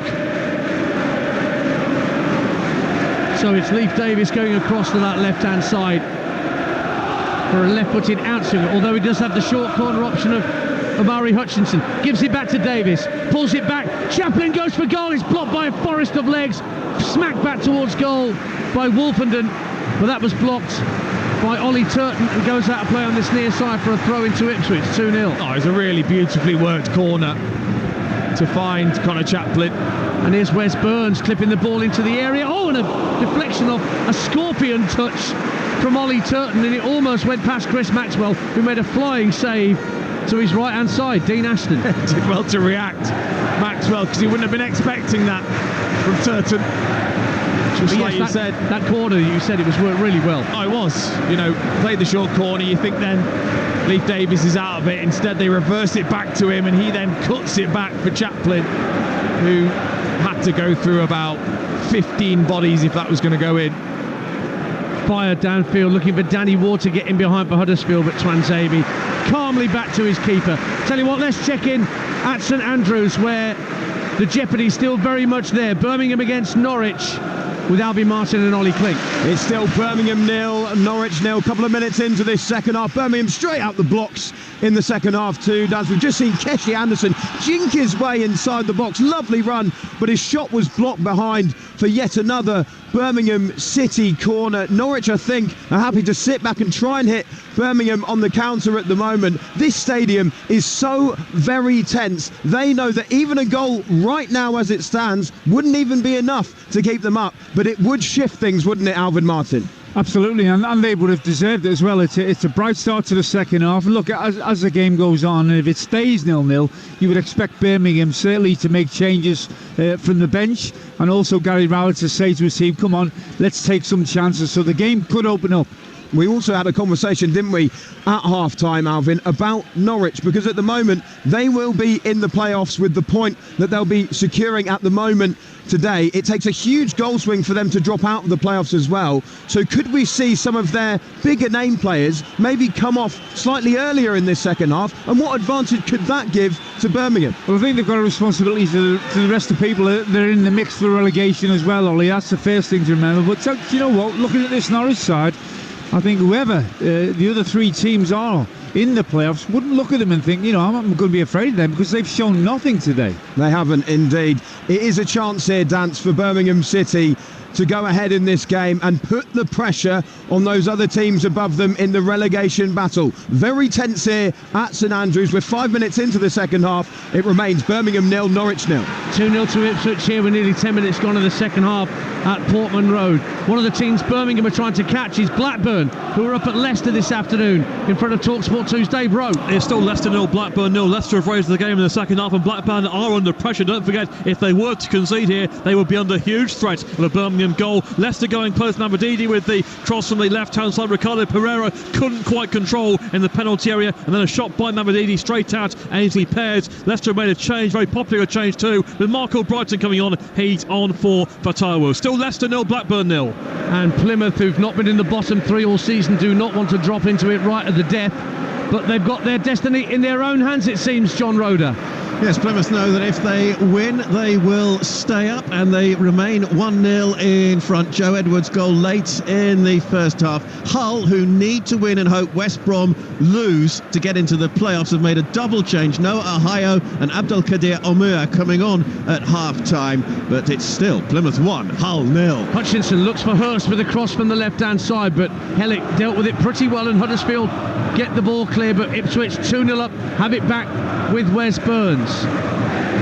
Sam Morsey, the captain, centre of the Huddersfield half, just squares the ball to his left, and his fellow defensive midfielder Massimo Luongo gives it back to Morsey. Luongo again drifts a bit further forward, finds Connor Chaplin at the edge of the area by the right-hand corner. Matos temporarily won it back, but Luongo feeds the ball out to the right wing and Wes Burns. Chaplin in support at the right-hand corner of the area, down to our right-hand side. Now Twanzebe gets involved down the right flank for the home side. Skips up to the right-hand corner of the box, rolls it into the feet of George Hurst. Hurst tries to give it back to Twanzebe, but it's tidied up, and Reece Healy very neatly brings the ball away, runs into traffic and gets himself a free kick.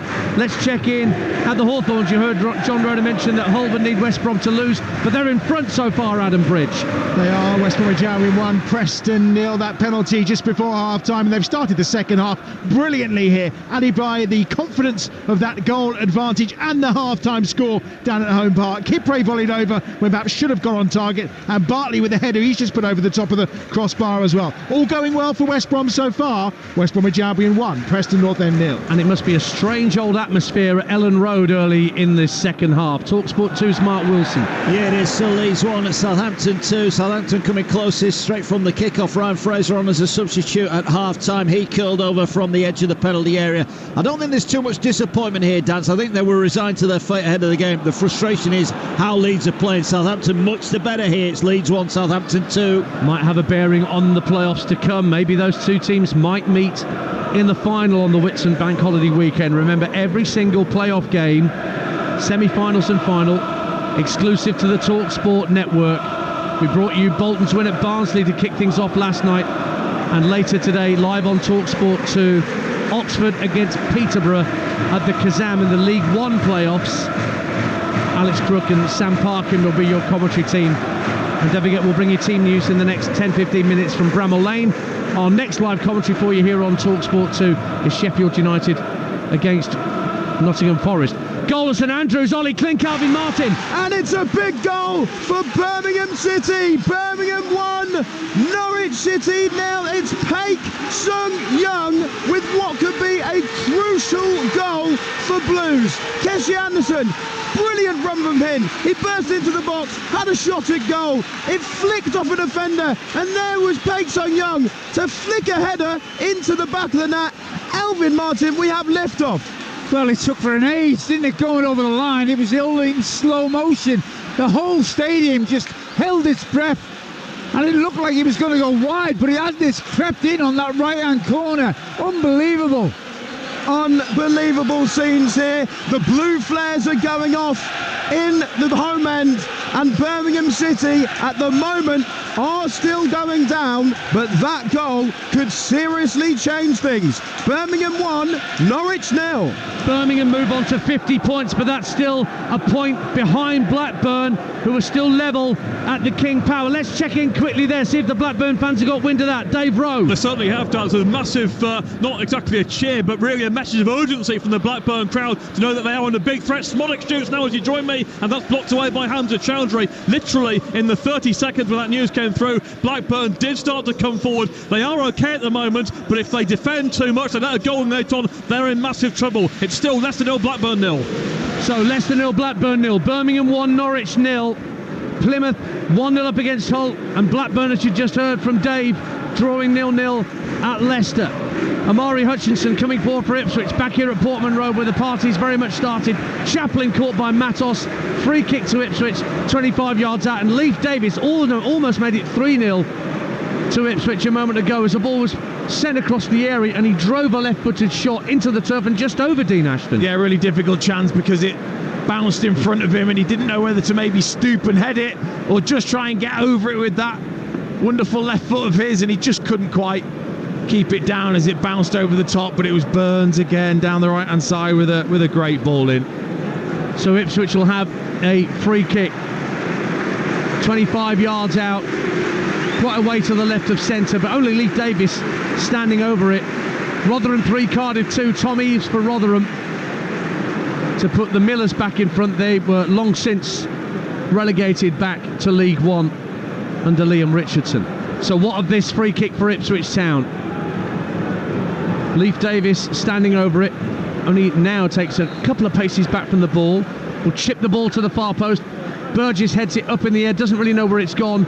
Matos gets it half clear, but it drops for Amari Hutchinson on the right wing. Gets running at Matos, who's backpedaling, goes past Matos, goes down. No penalty, says the referee Simon Hooper. A very quick shake of the head from the Wiltshire referee, and it ends up being merely a goal kick for Huddersfield Town, 2-0 Ipswich. Excellent refereeing. It's brilliant work by Hutchinson. He's trying to twist and turn. Matos stays with him, and then Hutchinson does what lots of players do, which is actually step across the defender, Matos, who doesn't do anything. There is contact, of course, because of that. The referee Simon Hooper with the right decision. So that goal for Birmingham has Blackburn sweating. So too Plymouth. I wonder if that goal's fed around home park yet. John Roder. Oh yes, it has. It went a bit quiet for about 30 seconds, and then almost as one, there was a collective roar from the Green Army here at home park to encourage their team on, who still lead by 1-0, and they have a corner over on the right hand side. Hull, remember, have to win this game and hope that West Bromwich Albion don't win. The corner comes to nothing. It's still Plymouth 1, Hull 0. couple of changes for Huddersfield Town, and Tom Jorpenda and Bojan Radulovic, who I saw score his only goal for Huddersfield at Stoke. He's come on for Josh Koroma and Reece Healy. They're the two players that have gone off. But Koroma's come on, forgive me, as well for a third change. So there's three players who've come on. Jorpenda, Koroma, and also Radulovic. Ward has gone off, so the two strikers and a midfielder have gone off in Kasumu, Healy and Ward. Triple change for them. But they're 2-0 down, and they're playing an incidental part really in final day Huddersfield Town. Ipswich already looking like they're about to have the biggest party Suffolk has seen in a generation when the full-time whistle finally blows. And I might stick 50 pence each way on a pitch invasion. But I couldn't be certain.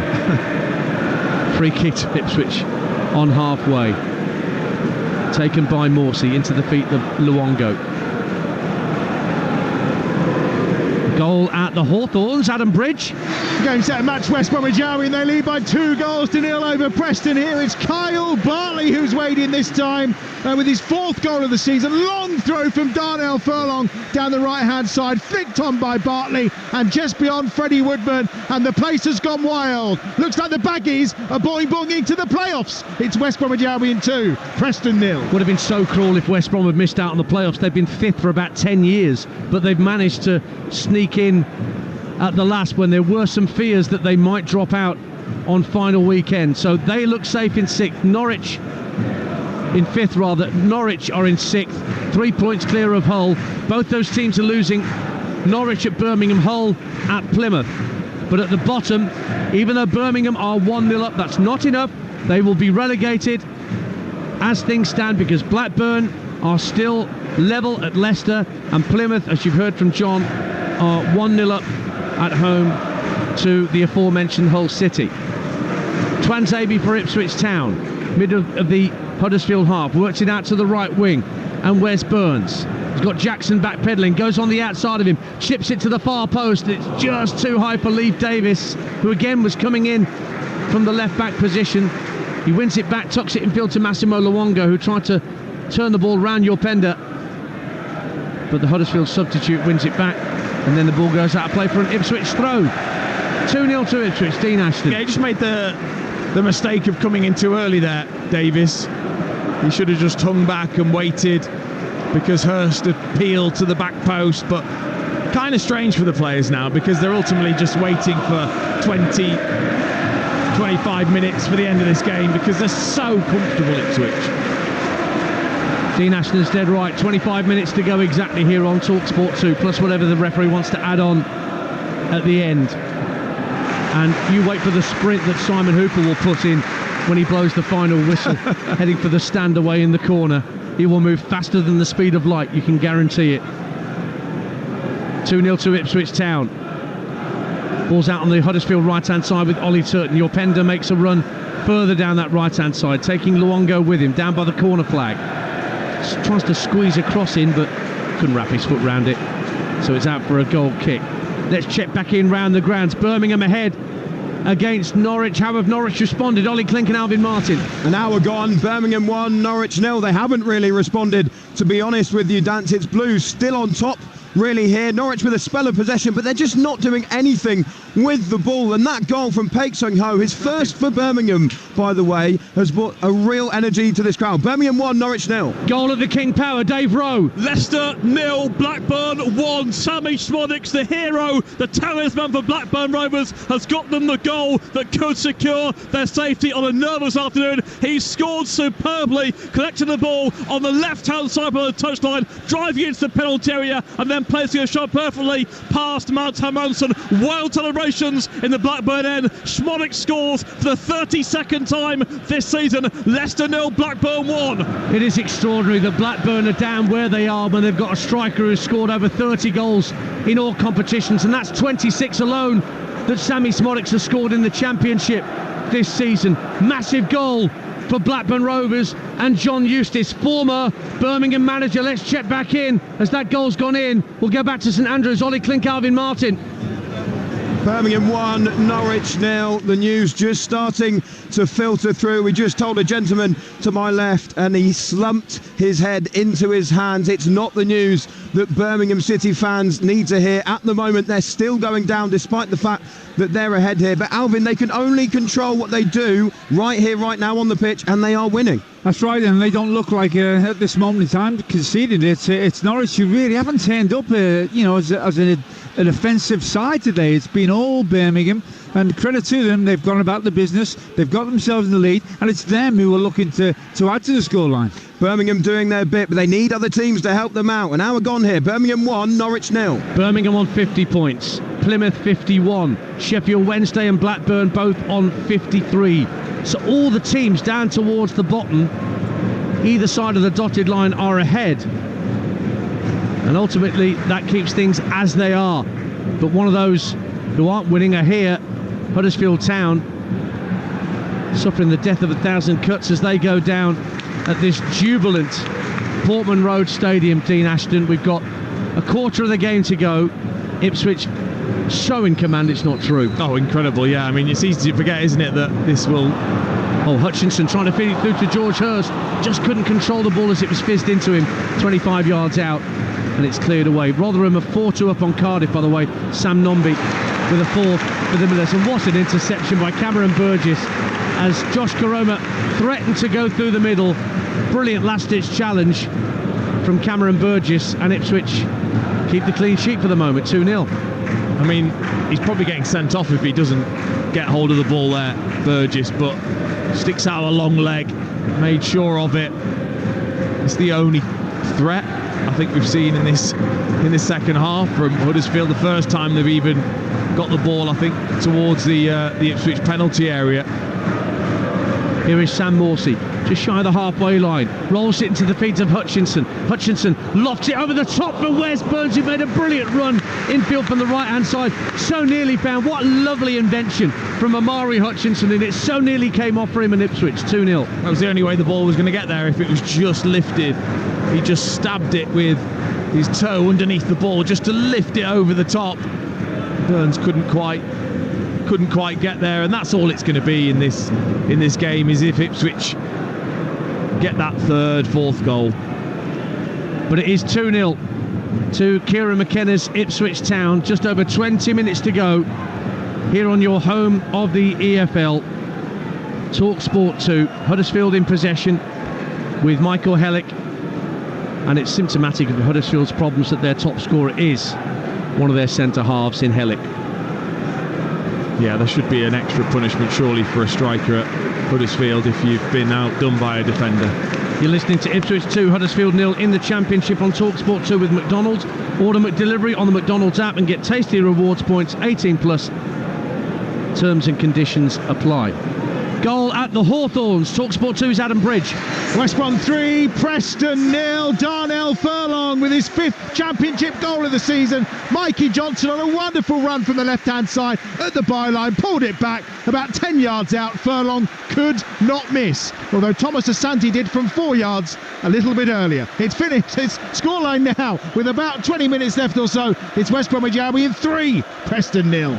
Triple change coming up for Ipswich. Let's confirm the team news at Bramall Lane for our exclusive Premier League commentary at 3 o'clock here on Talksport 2. Sheffield United, Nottingham Forest, Nigel Adderley. And one change for the Blades. Mason Holgate drops to the bench. Jack Robinson comes into the back three. 2 changes for Forest. Nico Williams and Moussa Diakate make way. Gonzalo Montiel and Ryan Yates are back in the starting 11. Full commentary here on Talksport 2 at 3 o'clock. Thanks, Nigel. And Mickey Gray will be alongside Nigel for that one in South Yorkshire. Here in East Anglia, it is most definitely an afternoon that could not have gone any better for those Ipswich Town fans who went to bed last night, and I would have forgiven them for having the negative viewpoint that it could all go wrong and it could all work against them, but it has been very, very little drama for Ipswich Town here this afternoon. 2-0 up and less than 20 minutes to play. Huddersfield have made a triple change of their own. Ipswich about to make their triple change as Huddersfield come forward. Josh Koroma with a shot. Is that their first shot on target? Certainly comfortably dealt with by Sladke. in the Ipswich goal. It was hit straight at him by Josh Corrimer. 2-0 Ipswich Town. Yeah, first bit of dust on Bagley's gloves. Corrimer looked a little bit more lively since coming on, but again, it was a shot from outside the area, took a deflection. Hutchinson's just wriggling away from challenges. They're trying to cut him in two, the Huddersfield back line, but he skips away from challenges. Burns with a cross, chested down by Hurst, just away from Chaplin. Luongo urged to shoot, tipped over the bar by Maxwell. That was destined for the top right-hand corner, but Maxwell put it behind for an Ipswich corner. 2-0. That would have been special, wouldn't it? From Luongo, just sizing it up, 10 yards of space to take it out of his feet and try and curl it into that top corner. Maxwell, brilliant save with his left hand. So a triple change for Ipswich Town. Players coming on: Caden Jackson, Kiefer Moore and Jeremy Sarmiento. Wes Burns is one of those coming off. He's the man that started things off. George Hurst also is coming off, and Connor Chaplin. So Wes Burns, who scored the first goal this afternoon, I wasn't expecting him to play today, but he's set the seal on Ipswich's promotion. What an effort he's put in, the Welshman, this season. Been out injured at times, Dean Ashton, but such a reliable supplier of crosses. Yeah, just vital that he came back, wasn't it, for those last couple of games. He's been absolutely terrific today on the right-hand side, and it was that goal, it was that first goal that it was all that the Ipswich players needed just to settle, and they have cruised through since then. We'll get round the ground in a minute. We'll see what happens with this corner that Ipswich have at the Alf Ramsey end. Away to our right, Leif Davis again to hit it, left-footed in-swinger into the near post, headed up and out by Hellick. Drops at the edge of the area for Morsey, who went for goal on the half volley, and it smacked into somebody in a fluorescent yellow Huddersfield top. Out of play for a throw. Watford have equalised at Middlesbrough. Wesley Hurt 1-1. Millwall lead at Swansea. Casper Denore puts the London side ahead. Rotherham 5-2 up on Cardiff now. They've left it a bit late to go goal crazy at the New York Stadium. 5-2 they lead. What of the atmosphere at St Andrews? Alvin Martin and Ollie Klink. It's still Birmingham 1, Norwich 0. It's more subdued since we heard the news of that goal for Blackburn as well. There are Birmingham City fans around frantically checking the score at Home Park as well. It seems like Hull are their greatest chance of staying up. They are leading here though, they're doing their job, and they just had another wonderful chance as well. Ethan Laird dug out a wonderful cross from the right, and rising highest was the substitute Lukas Djukovic, but he could only guide his header wide. Alvin Martin though, with how poor Norwich have been in this game, a second goal for Birmingham here would kill this game off. That's right, but you know, we're talking about just under 20 minutes to go here now, Holly, and you know, they are 1-0 up. There will come a point that they will start to protect that one goal lead rather than looking to add it to it.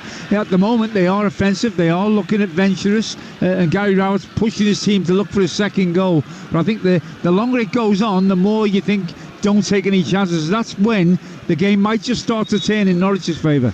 Birmingham City fans here, Dance, urging teams on around the country. It remains here, Birmingham 1, Norwich 0. Well, we'll check in with those teams in a minute, and we're looking specifically at Blackburn Rovers, who lead at Leicester, and Plymouth, who lead at home against Hull. But there's another Ipswich corner. Jeremy Sarmiento just firing a shot in from 25 yards out that was deflected behind for another Ipswich corner over on the far side where the Cobbold meets the Sir Alf Ramsey.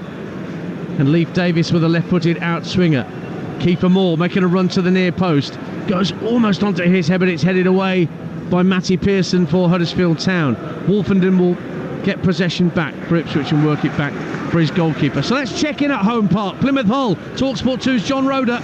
Well, Plymouth Argyle are still leading by 1-0, but Hull City, whose playoff chances have really disappeared over the horizon with that latest score from West Bromwich Albion, well, they are playing really well at the moment, and Plymouth are gamely holding on at the back. If Hull score and it ends as a draw, then, well, depending on the final score at St Andrews, Plymouth could go down, but as it is, they lead courtesy of Joe Edwards' goal late in the first half. The tension here is absolutely palpable. It's Plymouth 1, Hull 0.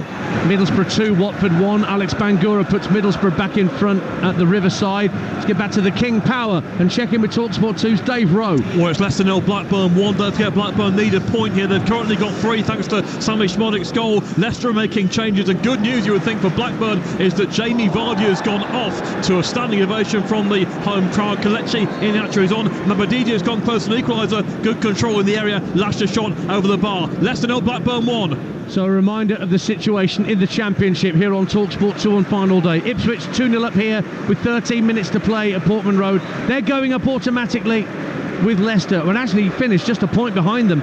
Leeds and Southampton 3rd and 4th. West Brom and Norwich 5th and 6th. And at the bottom, Birmingham City relegated along with Huddersfield, who were 2-0 down here, and Rotherham, whose relegation was confirmed a few weeks ago. Here's Amari Hutchinson for Ipswich Town. Rolls it back to Luke Wolfenden. Down the right-hand side of the box, trying to get Caden Jackson away. It's just too far for him. Great story for Luke Wolfenden.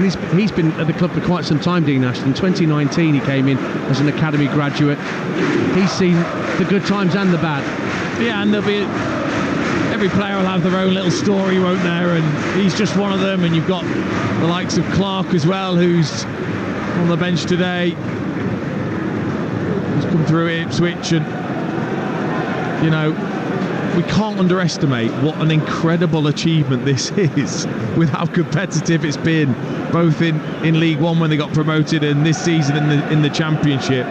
Quite remarkable. They've been no lower than 4th since September, Ipswich Town. Their consistency this season has been quite tremendous. They did briefly top the table in late March, but then they, like other teams around them, had a bit of a wobble. But automatic promotion is so close now. 12 minutes to go. Ipswich 2, Huddersfield 0. Morsey wins the ball back for Ipswich at the edge of his own penalty area. Don't forget, we've got Sheffield United, Nottingham Forest to come off the back of this. Live from Bramall Lane, can Nottingham Forest pull further clear of trouble? Luton only got a point last night live on Talksport at home to Everton. And then Oxford Peterborough tonight in the League One playoff semi-final first leg of the Kazam. That'll be a great game in prospect. We'll be at Peterborough for the second leg of that one next Wednesday, again live on Talksport 2. And the Championship playoffs start a week tomorrow. Both games on Talksport Sunday afternoon. Our coverage will start from around noon. Huddersfield in possession down the right-hand side. In it goes to Hellick. We'll just hit a long ball down the left-hand side, asking Jackson to give chase. He tries to keep up with it, but the ball's gone out of play. And it's a throw-in to Huddersfield Town. Leicester have just hit the bar, I'm told, at the King Power Stadium. Still 1-0 to Blackburn. So it's a throw-in for Huddersfield Town. Ben Jackson and Ben Wiles, the two players deciding who's going to... It's actually been given us a free kick, I beg your pardon. Couldn't quite see, because it's very difficult to see down those corners at either the Bobby Robson or the Alf Ramsey end, just down beneath us. Such is the vantage point that we have. But it is a free kick to be swung in by Wiles, right under the crossbar. Good catch by Fladkey. Let's get the detail on that big chance that Leicester City have failed to take at the King Power. Talksport 2's Dave Rowe. Yes, still Leicester 0, Blackburn 1. It's been a real difference since McAteer has come on down the left-hand side. Great cross in, laid back to Harry Winks inside the area. His shot superbly saved, tipped onto the bar by Ainsley Pears, keeping Blackburn in front. And since then, McAteer has put a second cross in, and Didi with a clear chance, but again, straight at the keeper. Leicester 0, Blackburn 1. Well, Ainsley Pears will have enjoyed that. He had a horror moment at Ewood Park just a few weeks back when Blackburn lost at home, and all hope seemed to be lost for the time. But what an important save that could prove to be for Ainsley Pears and Blackburn Rovers. Meanwhile, back here we've got Super Kieran McKenna. Mind the Gap is a bedsheet that's just been flown from the Bobby Robson end of the ground.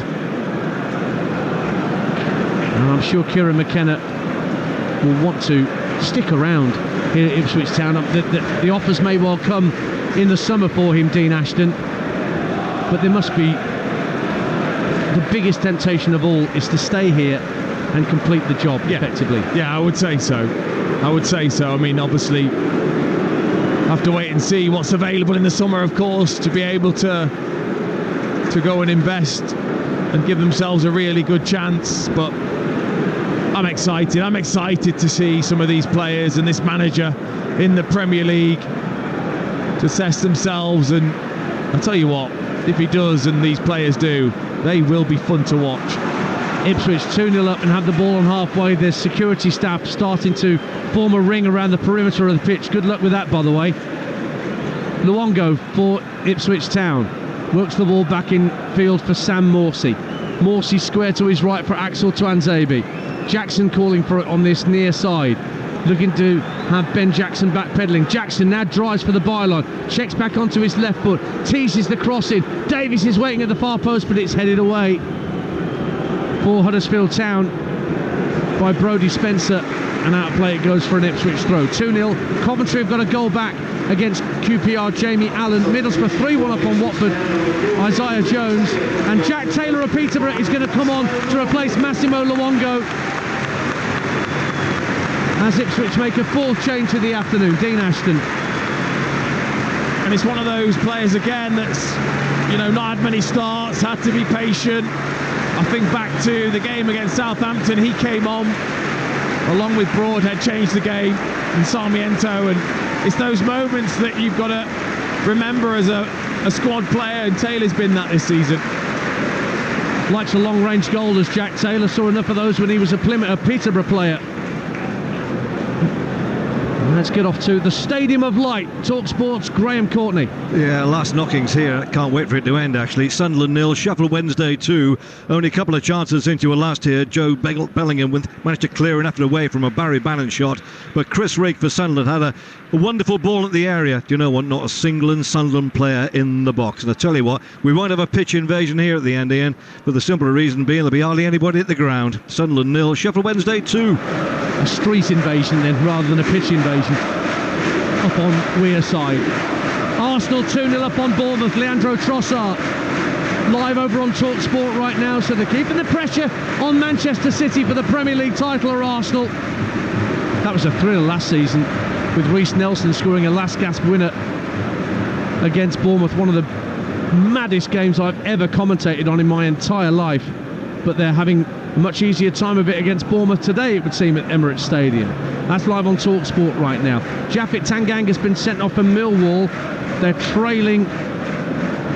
they're leading rather at Swansea, but Jerry Yates has also been sent off, so a red card apiece in that game at the Swansea.com stadium. Still 1-0 to Millwall. Still 2-0 here to Ipswich with just over 5 minutes to play, but they've given possession up. Josh Kurama goes for goal and drives it over the bar. Well, Flankey was off his line and Kurama spotted it and tried to curl it into the top corner, but couldn't keep the shot down. 2-0 Ipswich, goal kick. Yeah, he's made a difference since coming on. Kurama, he's the only one really that's looked remotely like a threat. Like you say, picking the ball up 25 yards out, looking to curl it into that far corner. Flankey was out of position, so if that had been a little bit lower, it was definitely in. Dean Ashton and Ian Danter here on Talksport 2. 5 to go. 2-0 to Ipswich. Let's get off to Ellen Road. Last knockings there. Mark Wilson. Still Leeds 1, Southampton 2. Preparations beginning for the playoffs for both these tours. Both sides have emptied their benches. Not an awful lot going on. Leeds trying to walk it in. The crowd telling them to shoot at every opportunity. Leeds 1, Southampton 2. They will both be in the playoffs, and I guess the smart money might be on those two meeting in the final, so a kind of a phony war going on between Leeds and Southampton today. Will they be in the Championship final? As it stands, the other two teams in there will be West Brom and Norwich, so it'll be Norwich Leeds next Sunday at Carrow Road, followed by West Brom against Southampton at the Hawthorns for the first legs, and then the return legs in midweek the week after next. Free kick to Huddersfield Town inside their own half. Maxwell, the keeper, drives it into the Ipswich half of the field. It's headed on by Hellick, but will drift behind for a goal kick. Let's check it at St Andrews. Ollie Klink and Alvin Martin. It's still Birmingham 1, Norwich 0. Norwich have a corner. There's 7 minutes to go here. They've been trying to press for an equaliser. Jonathan Rose come on. He's playing some really nice football, but the Birmingham defence standing firm at the moment. They've got to protect their lead and hope for late drama at the King Power or Home Park as the corner is swung in and cleared away by Leandro Bacuna. Alvin Martin alongside me. You could cut the tension with a knife here. Well, you can see that. I mean, they just made another couple of substitutions, and you know, if you were looking at this game, Ollie, before you didn't know what the circumstances was with league position, you'd say that Birmingham were the ones that were actually looking at like getting in the playoffs. That's how good they've been today in this game, and you know, obviously it's only the one game. If they could have had this consistency, this sort of determination, desire throughout the season, they would never have been in this position. Performances like this have been missing, and with 6 minutes to go at the moment, Birmingham City are heading down to League One. Birmingham 1, Norwich 0. And let's check in at Home Park. Plymouth against Hull. Talksport 2's John Roder. 4.5 minutes plus additional time remaining here in Devon. It's still Plymouth Argyle 1, Hull City 0, but Hull are really, really pressing, looking for a goal. It is really anxious for the home supporters. Hull's playoff hopes have gone, they've disappeared, but a Hull goal here would radically change things at the bottom of the championship table. Joe Edwards' goal, still the difference. Plymouth 1, Hull 0. A Leicester goal might change things at the King Power. They've been pushing. News from Talksport's Dave Rowe. Yeah, still Leicester 0, Blackburn 1. We're in the 90th minute. Ian Nacho's had a chance for Leicester moments ago, lifting a shot over the bar. Blackburn, of course, do have some leeway with the lead they have. How ironic that a team managed here by John Eustace could take Blackburn to safety, and it could be on the day that Birmingham maybe go down. Leicester 0, Blackburn 1. He's got a point. Ball's out of play for an Ipswich throw. We've still got a minute and a half of normal time to play here before Simon Hooper adds time on at the end of the game. Kiefer Moore, what a great transfer signing he was in January for Ipswich Town to get him on loan from Bournemouth. Scored at Coventry in the week, and he's been such a great acquisition with all the experience he brings in amongst all the youthfulness that Ipswich have in the squad. Cross from the left-hand side drifts over to Caden Jackson on this near side, the Ipswich right. Up against Ben Jackson, he lays it off to Twanzebe. Caden Jackson's made a lovely run down the right-hand side of the box, pulls it back, and Sarmiento tucks it over the bar on the half volley, running into the near post. That would have been a picture book goal, but it ends up being a Huddersfield goal kick. 2-0 Ipswich. That's a couple of great crosses now from Caden Jackson, making sure he picks out a player. This time it was whipped across to Sarmiento, and he couldn't quite turn it in. Well, here's a nice moment. Václav Gladký is coming off. There's a goalkeeper substitution. You don't see this very often, but this is to give Christian Walton a bit of a moment. The Ipswich Town keeper hasn't featured in the league this season. Gladký gets a huge ovation from all around Portman Road. He has been fantastic this season in goal. But Christian Walton, who joined initially on loan from Brighton and Hove Albion a couple of years ago, will get a few moments out there, and that's a nice moment for him, Dean Ashton. Yeah, of course. Again, a bit like Maxwell for Huddersfield playing today. You want to show your respects to these goalkeepers who sometimes have to sit there game in, game out and be patient. We're into 3 minutes of minimum added time here at Portman Road. And that's just been announced on the public address system as Ipswich come forward over the halfway line with Hutchinson. Free kick. How long left at St Andrews? Ollie Klink. Birmingham 1, Norwich 0. 3 minutes to go here. There's a real hush over the stadium at the moment. Not too much going on the pitch either. All sorts of substitutions made by both sides as well. Birmingham standing firm at the back, but at the moment this result, despite the fact they're winning, is not going to be enough. Alvin Martin. No, that's right. They're just hanging on now, aren't they? They've made their substitutions. Every substitution has been cheered by the crowd, and really it's about that back line now, or the two banks of four, sitting holding on to what they've got. There are eyes begging for a goal from Home Park. Ears as well. 2 minutes to go here. It's Birmingham 1, Norwich 0. Well, let's check in at Home Park. John Roder.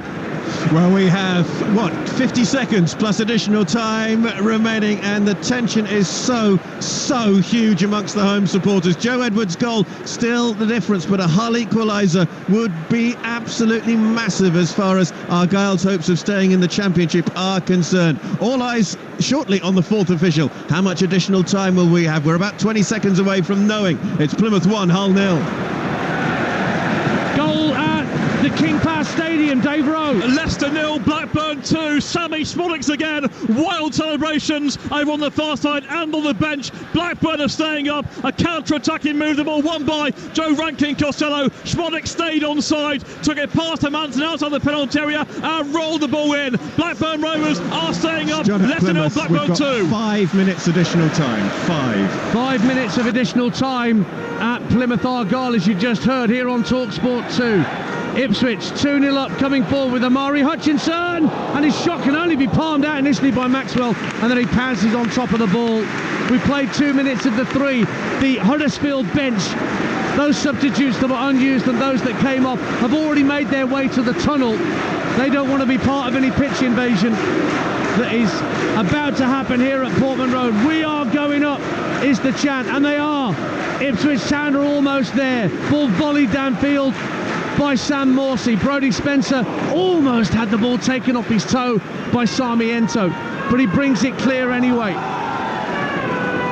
Spencer with a diagonal ball, which Twantebe heads clear. Drops for Yopenda, but his ball out to the left-hand side won't find a Huddersfield player. Will just find the touchline and a throw-in for Ipswich Town.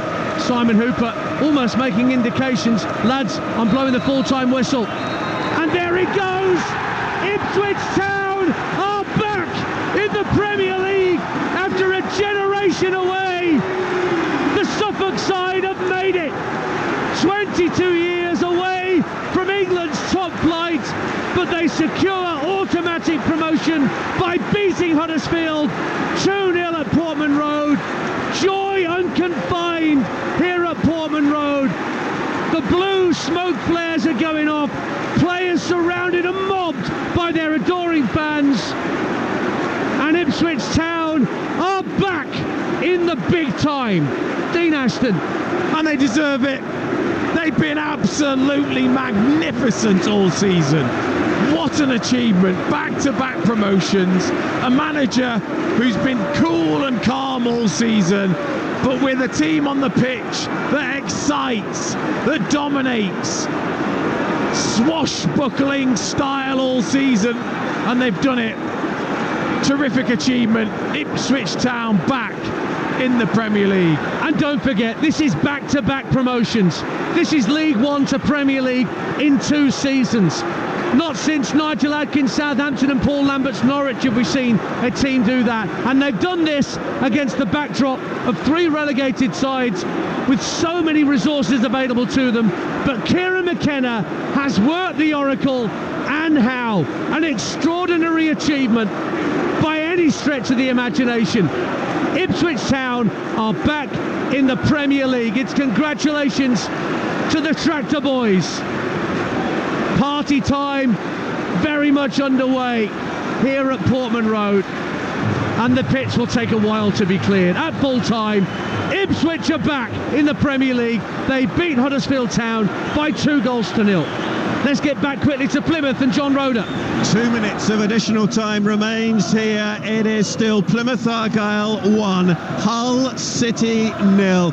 The Argyle fans right on the edge of my seats, although away to my left, they are bouncing up and down. It's resembling really this time last year when Argyle won the League One title, but very, very different reasons for the celebrations today. Joe Edwards with the goal just before half-time. Hull have really pressed in this second half, but they haven't been able to find a way past Michael Cooper. We're into the last 1 minute and 20 seconds of this game, and Hull will still try and come forward with Ohio. Bursts into the Plymouth half, but there are 4 or 5 defenders around him. Picked up on the far side for Hull by Ryan Giles. Giles will work it across to this near side to Coyle. Coyle on as a substitute. The right back puts the cross in, but puts it behind. It's a goal kick, and all around in the maid stand, Argyle supporters are on their feet, waiting, hoping, praying for the final whistle to be blown here, because remember, no matter what Birmingham City do, if Plymouth Argyle win here, Plymouth are safe. Starting the day ahead of Birmingham on points. Michael Cooper, clad all in pink, away to my right, will take his time to spot the ball up. Our referee, who is Darren Bond, stands in the centre circle. Plenty of eyes on him. Last few seconds at Home Park. Cooper still to take this goal kick for Plymouth Argyle. He hits it now, right-footed, over the halfway line towards Ben Waine, the New Zealander. It's all the way through to the Hull goalkeeper, Ryan Alsop. Alsop will bowl out over arm. You can hear the Argyle supporters. They're screaming for full-time, and the full-time whistle is blown, and Plymouth Argyle are in the Championship for next season. Last season's League One champions have stayed up on the final day. Cue a pitch invasion here at Home Park. It is finished. Plymouth Argyle 1, Hull City 0. Hull don't make the playoffs. Plymouth survive. And that is devastating if you are a Birmingham City fan. Let's head to St Andrews. Ollie Klink and Alvin Martin. There are 2 minutes left of added time. It's Birmingham 1, Norwich 0, but it's all in vain now. Birmingham City are heading down. The news is filtering through here at St Andrews. There's a portion of Birmingham City supporters singing in vain in support of their side. There are other supporters with their heads in their hands, supporters heading for the exits as well, because they know that this is the final few minutes of Birmingham City's championship status. Alvin Martin, they've done their job on the day. They've been let down by other teams across the country, but on the final day, they didn't have it in their hands to do, and that was the problem. They haven't been good enough across the season. No, even to the last 2 or 3 games, you know, they've been tight draws. You know, I was at the Huddersfield game. You know, they missed chances, and you know they're paying the price for that now. But look, they're paying the price for decisions that were made early on in the season. No doubt about it. They wouldn't have been in this predicament if they hadn't made a managerial change when John Eustace was here. You know, and that's what it'll all hark back to. But look, it's all about now the future, isn't it? You know, they're going to go down, but you look at the atmosphere here, this ground being full, the potential that this club has got. It's crazy to think that they're going to be in League One. It is crazy indeed. Gabriel Sara just pulled back there by Jordan James in desperation. All in vain, though, despite the fact that Birmingham lead. We've got about 20 seconds left of this game. Birmingham City heading down to League One. Norwich have a free kick just inside the Birmingham City half. Gary Rowett said before this game that a win, he thought, would have kept them up, as there's an effort from range from Gabriel Sara. It will be a goal kick to Birmingham City. Rowett thought a win would keep them up, but results have not gone their way this afternoon as we wait for John Ruddy to take this goal kick, which will surely be the final action of this game and final action of this season for Birmingham City and Norwich City. And there goes the full-time whistle, a smattering of boos, some applause, but Birmingham are down. Their relegation to League One is confirmed, and the gut punch of reality rings around St Andrews. They battled to preserve their status. They couldn't pull it off, though. That escape that they craved. Paik Sung-ho scored what could have been a crucial goal, but other results haven't gone their way. And this turbulent, tense and chaotic season, we just see new owners, 4 managers, poor appointments, poor performances, ends in Birmingham City dropping down to the 3rd tier of English football for the first time in 30 years. Norwich have got their job done. They will enter the playoffs. They will battle for promotion to the Premier League. But for Birmingham City and a sorry St Andrews, it is a stark contrast. Their relegation is confirmed. It's finished. Birmingham 1, Norwich 0. Norwich head into the playoffs. Birmingham City are relegated to League One. Fans are on the pitch here.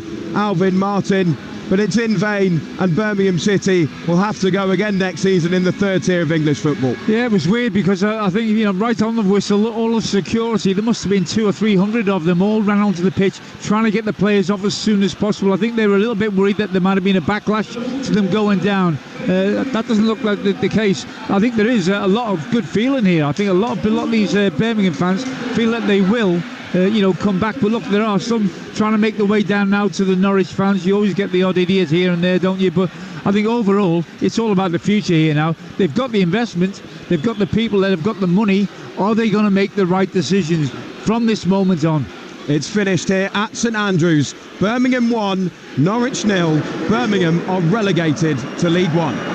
Wow, the pain of Championship football and the joy of it right in front of me here at Portman Road. There is not 1 inch of green I can see at the moment. The pitch is completely blue. There are players on fans' shoulders. I can't even see who's in there, if I'm honest. I've got absolutely no idea, but I know that most of them didn't get into the tunnel. They're out there with the Ipswich Town fans celebrating their promotion back to the Premier League, and it is quite some sight in front of us.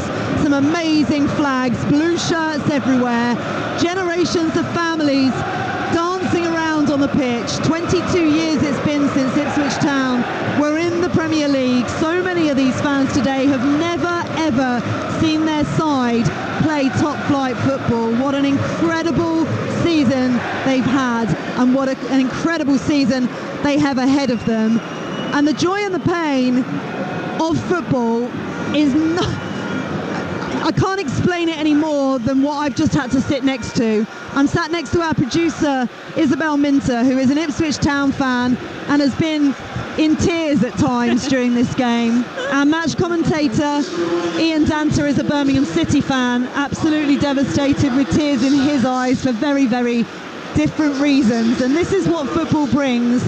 I'm going to let Dance gather his thoughts in a second, but Izzy, with this scene in front of you, how proud are you to be an Ipswich Town fan right now? And I've been supporting these guys like 22 years since I was about 13. This is the proudest I've ever been. This team, for the last couple of seasons, they have just blown us away with how much they care about the club, how much we have a saying, running towards adversity, and they've done that for the last 2 seasons. And sorry, I honestly never thought I'd see this day, and it's mind-blowing. I never thought I'd see this. I never thought I'd say that next season we're going to see Arsenal, Man United, Man City, Liverpool, Chelsea, the list goes on. Here, they're going to be in front of us.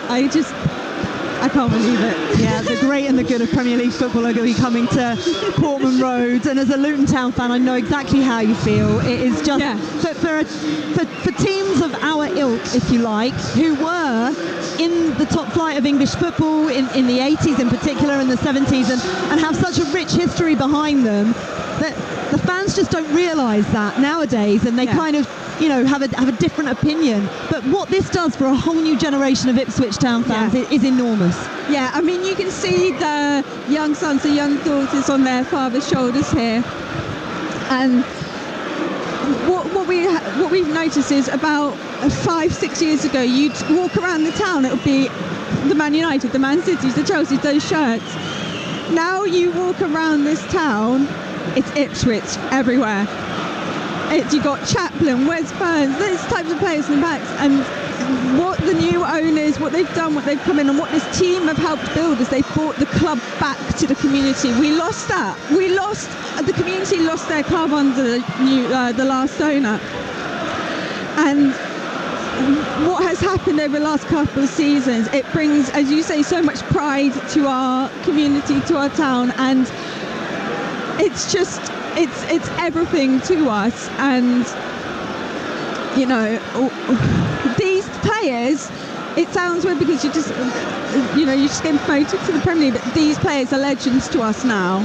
because we haven't been here for so long. This doesn't happen to us. And every single player that has played their part, not just on the pitch, there's some who didn't get in the squad today, they will go down as legends for bringing the club back to us, for giving us our club back, for giving us hope again. And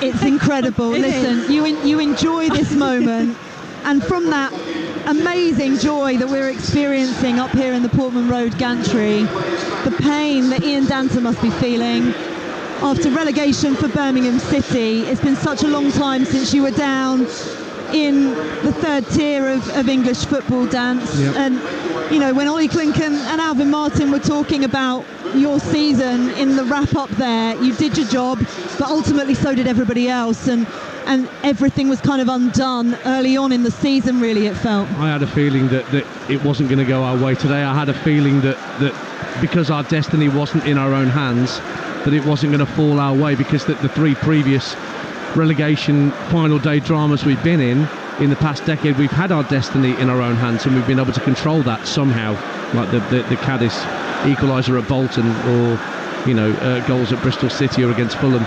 But look, I've been here before. At least we'll be in the Wrexham documentary next season. At least we'll get on Netflix. I mean, look, if you're going to pick any positives, that's a decent one, I suppose. Well, I've been here before, twice in my lifetime. Relegated to the third tier of English football.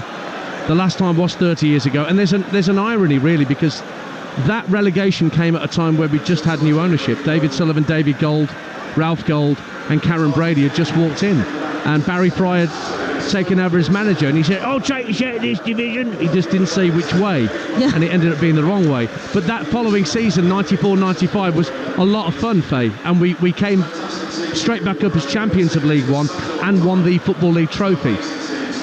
Difference is that League One is a far, far tougher proposition, in my opinion, now than it was 30 years ago, in terms of the quality of the teams you come up against. And the new owners, the dreadful owners we've had over the past 10 years, and yet we've survived. And we get owners in now in the Knighthead group who've already made some enormous and brilliant capital investment into the ground and to the club, and they're the ones that suffer relegation, where the idiots and the crooks that were running us before, they're long since gone. That does stick in my craw. And the players haven't done enough. We've gone down because we deserve to go down, Faye. Yeah. And who knows whether we would have done as badly if John Eustace had said. We just don't know. It's an impossible thing to judge. The Rooney appointment does appear to be a mistake, but we still, with the squad we had, should have done enough to not be in trouble. So the players have got to look at themselves as well, Faye. But ultimately, it's going to be a very, very interesting summer to see what the club does on and off the field. But hey-ho, that's the way the cookie crumbles, as my grandma used to say. You have to take some positives by what's happening here at Portman Road, though, because just 5 years ago they were relegated to League One, and now they're about to be in the Premier League. So if you're going to take any positives, being here at Ipswich and seeing what they're going through is certainly one to take.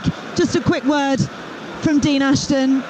Norwich, ultimately, we thought they were going to make the playoffs. They're not in the bed. None of the playoff teams that have made it. And just to clarify who has made it, Leeds finished in third, Southampton in fourth, West Brom retained their fifth place, and Norwich City in sixth. But nobody's really in good form going into the playoffs. No, which will probably make it even more exciting. I mean, football just never ceases to amaze me since I've retired, in terms of seeing it firsthand, what it means to supporters on both ends of the spectrum, and how close things can be. For Birmingham to win today, and for all the other teams to win, you just wouldn't have expected it.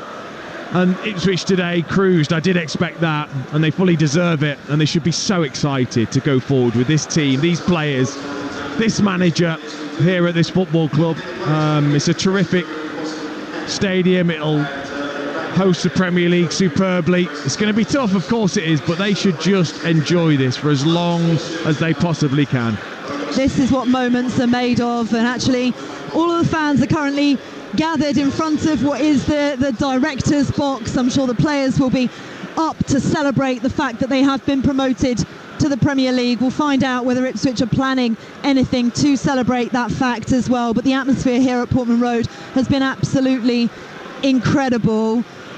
Norwich versus Leeds, the Daniel Farker derby, is going to be the 12:30 Sunday the 12th at Carrow Road. First playoff, first leg. West Brom against Southampton at 2:15 on Sunday the 12th at the Hawthorns. They're both live on Talksport. And by the way, Leeds United, the first second-tier side since Sunderland in 1998 to win 90 points or more and not go up automatically. Absolutely incredible. Dan Sundin, it's been an absolute pleasure to have you. Thank you to Izzy Minter as well. Next over on Talksport, Adrian Durham's going to bring you all the goals as they go in on Game Day Live from the Premier League and bring you loads of reaction from what we've seen here this afternoon. Well, here on Talksport 2, it's Sheffield United versus Nottingham Forest. But what a final day we've had in the EFL Championship. Ipswich Town are promoted to the Premier League for the first time in 22 years. Leeds, Southampton, West Brom and Norwich will contest the playoffs, which we'll have live commentary of here on Talksport 2, kicking off the week on Sunday. For Birmingham City, they're relegated to League One. The first time they've played in the third tier in 30 years. They join Huddersfield and Rotherham. There is hope though, because Ipswich know that feeling. They were relegated to League One themselves just 5 years ago, but now they're in the Premier League.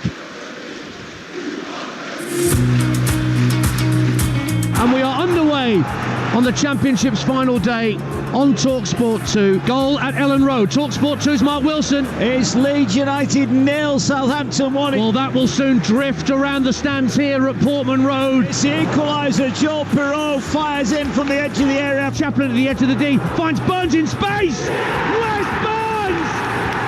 Like the blue touch paper, Ipswich Town are on their way.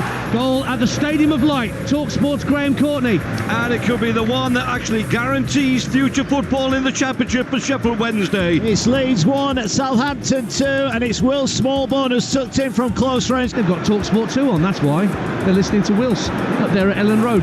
Good for you guys. And this is great for Sheffield Wednesday. It's Sunderland 0, Wednesday 2. It's Plymouth Argyle 1, Hull City 0. Massive news for Plymouth. That'll put them on 51 points and well clear of trouble. It's Moat against Woodman, and he puts it into the left-hand corner, and West Bromwich Albion have the advantage they crave. Hutchinson skips away from Kazumu up to the edge of the area. Shot! Goal! Amari Hutchinson!